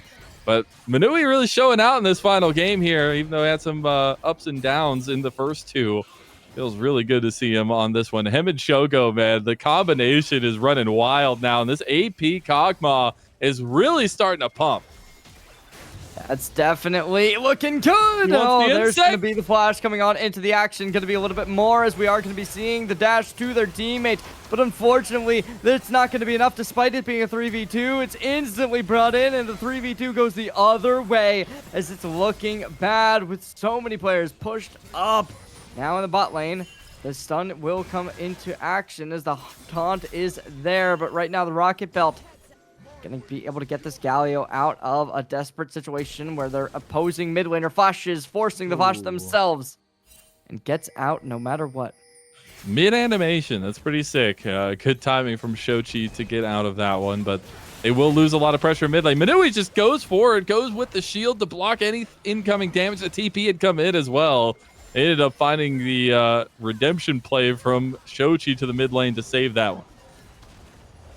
Galio maybe a little bit overzealous as they're pushed up relatively far within the lane for how many people are nearby, but nobody's going to opt in to try and challenge. Instead, we are just going to be seeing a Ray trying to contest, but so many players hits the taunt as well. And maybe, no, the fall is not going to be there, but what is there is going to be Oh, that's rough. That's really rough, having Munchie just jump on you like that. They've been so proactive when it comes to their ability to destroy these laners and to destroy these team fights. You really look towards Munchie as a completely revitalized player. It's been cool to see Munchie show out today. I really, really appreciate. I know he's had some really good games and maybe some not so great games, but that's what all this is about. It's about trying to figure out the middle and the average and figure out what exactly these intangibles and things these players have. And I think some of that grit is definitely going in the column of a good thing for Munchie, as it's against a well-known name in the scene, somebody who's really loved by a lot of players in tier 2, tier 3, and Shimmer. And he's giving them the route this time around. Stun comes out. Not going to be able to find too much. Instead, opting away. We are going to be seeing Kog'Maw fighting early.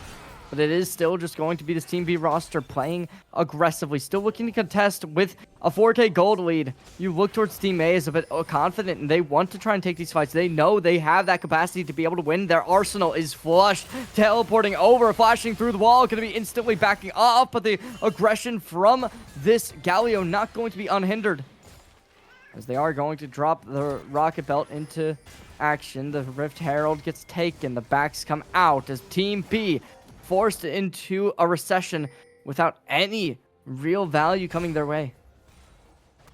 The Rift Herald play is what I'm looking at next, especially. I mean, Munchie just completed his opportunity as well, so they can just use this to snowball even more. The Dragon will be coming up about 2 minutes, but I don't think that's neither here nor there, as Adam will end up getting a side lane turret for some gold, but the Grand Starfall. Oh, yeah, that's just going to be another kill taken away. He doesn't have the Likely. CC. Oh! Oh, that's tragic as they tried to get out of the action. Not going to be able to do just that. It's a 2v1 going the way of Team A once more. Just able to isolate these picks, and they do it so well. It's something you really got to give them credit for each and every time. They've been such a dominant force. We are going to be seeing the stun coming out, looking to take down this ultimate, and it will be done. Oh, decoy. Boy, barely able to get taken out of the away from the flash, gets invested down towards the bot side. The sun comes in. There's going to be the hero's entrance. Not able to find too much, as they are going to be able to find only one knockup, but there's going to be the kill. Munchie finding the first, looking like they're going to be able to get a little bit more as the teleports come on in, but there is going to be the stun going out, as they are going to be unable to really contest. As 4 players down here, certainly not something that you can get a lot of impact on with a 2v4. You can see how worried Team B is to step up there, but just because of the artillery that Shogo is laying down, and still going to be extremely strong, even though he hasn't even hit his second item just yet. And Decoy expended a lot of his resources to just take down the Maiden, which, yes, will be down for a while, and it's good to see, but really want to see this Jax have some more influence into the game. There's the Rift Herald play still available for Team A, and it looks like they might just go towards mid lane with that one. There is the only remaining outer turret. Maybe they look to a tier 2, but I expect them to use this as a bit of a distraction around this dragon. Seems as if both teams opting to surround this dragon pit possibly, but no, it's going to be the mid lane that they want to go towards. We're going to be seeing the damage already applied as Galio forced into a little bit of a rough spot. We do see the backup coming in from Cryogen. Not going to invest heavily. There's going to be the dash coming in. Oh no, the triple dive coming into the action as Cryogen flashing over the wall. Looking like they want to be able to find the kill. They are going to be able to do it in the end, as that will be Munchie down for the count. Stun comes into play. TP's out as well. We're gonna be seeing, oh, the damage comes in. Dr. Calculus takes out the first. They're dashing right back in. The Lee Sin in, out. Grand Starfall in. The play is gonna be good for the side of Team A as they find the first. There's gonna be the trade coming through, as we are going to be still seeing Shimmer finding the value. Shimmer on a double. As they collect a double kill, they want to be able to get more, and they will be able to do just that. It's an absolute domination, a complete masterclass performance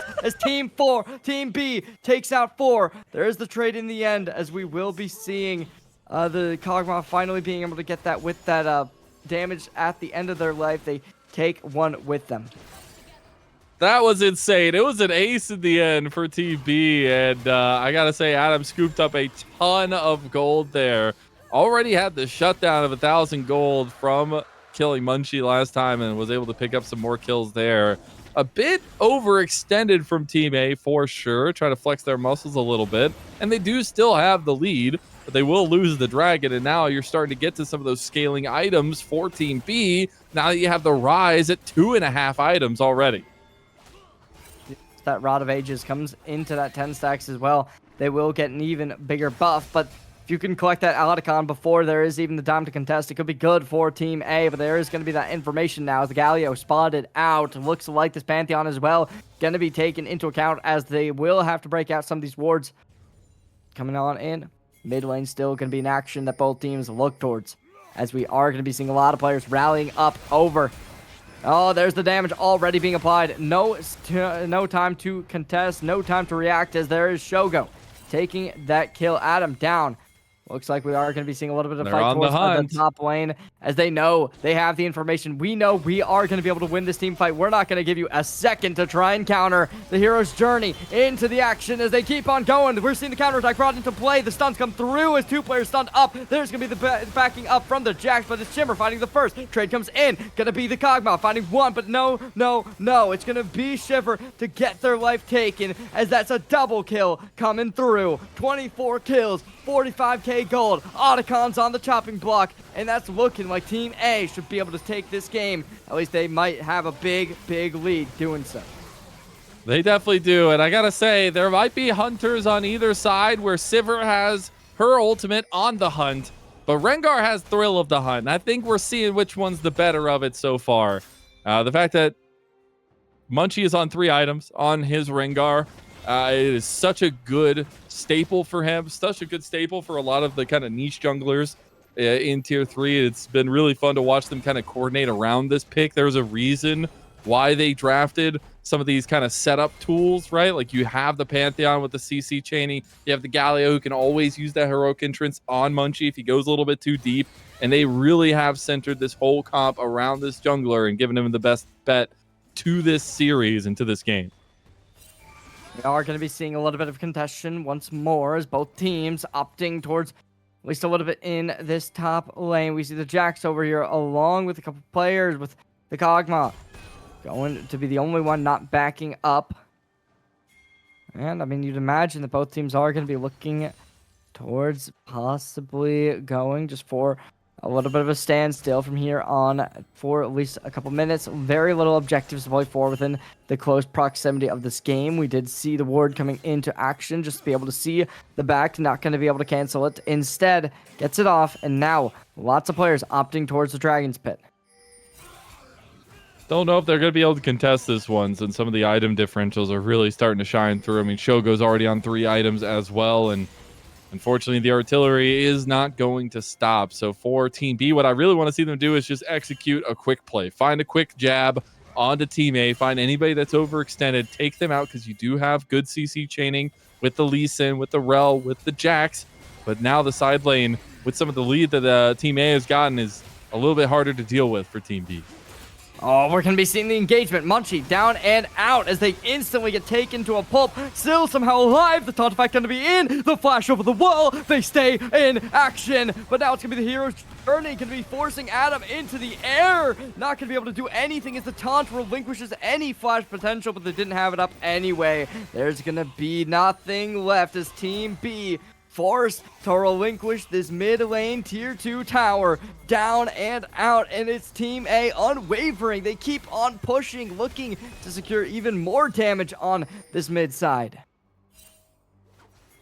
Keep wanting to go for these plays here onto Shimmer. I cannot believe he got out alive, actually. Some of showing some of the mechanics that Shimmer is known for, at least, but still a very dicey situation to be in now. And just going to shout out that the Galio has almost 10 stacks of Dark Seal, which is just insane.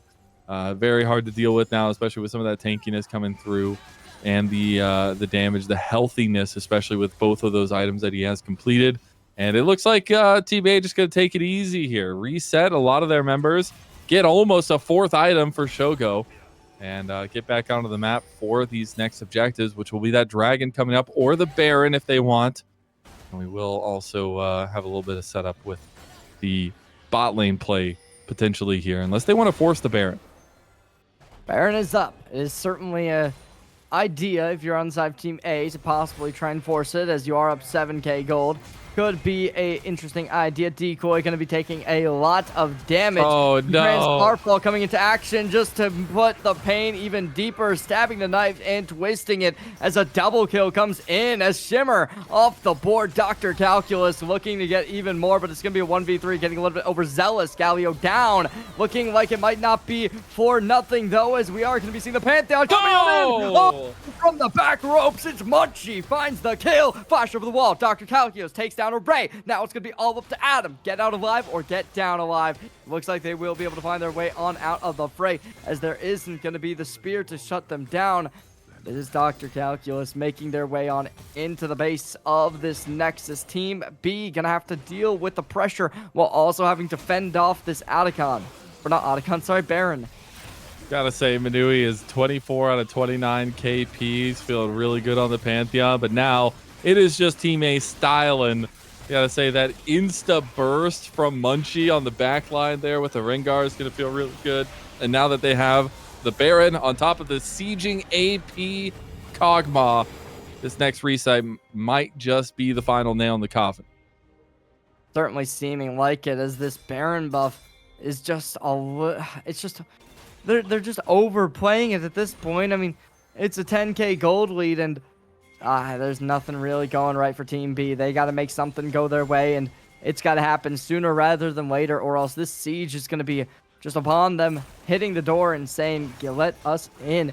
But as of now, Team A is just going to play a little bit passive. Everyone back to default lanes, and we're going to be seeing the Galio kind of taking poise in the jungle. Lots of players are looking to contest them, and maybe they'll be able to find the He's kill. by Stun comes out. himself. It's going to be a double stun, triple stun. Everyone knocks them up. That gives the information to Team A, but it will be relinquishing a kill in the meantime.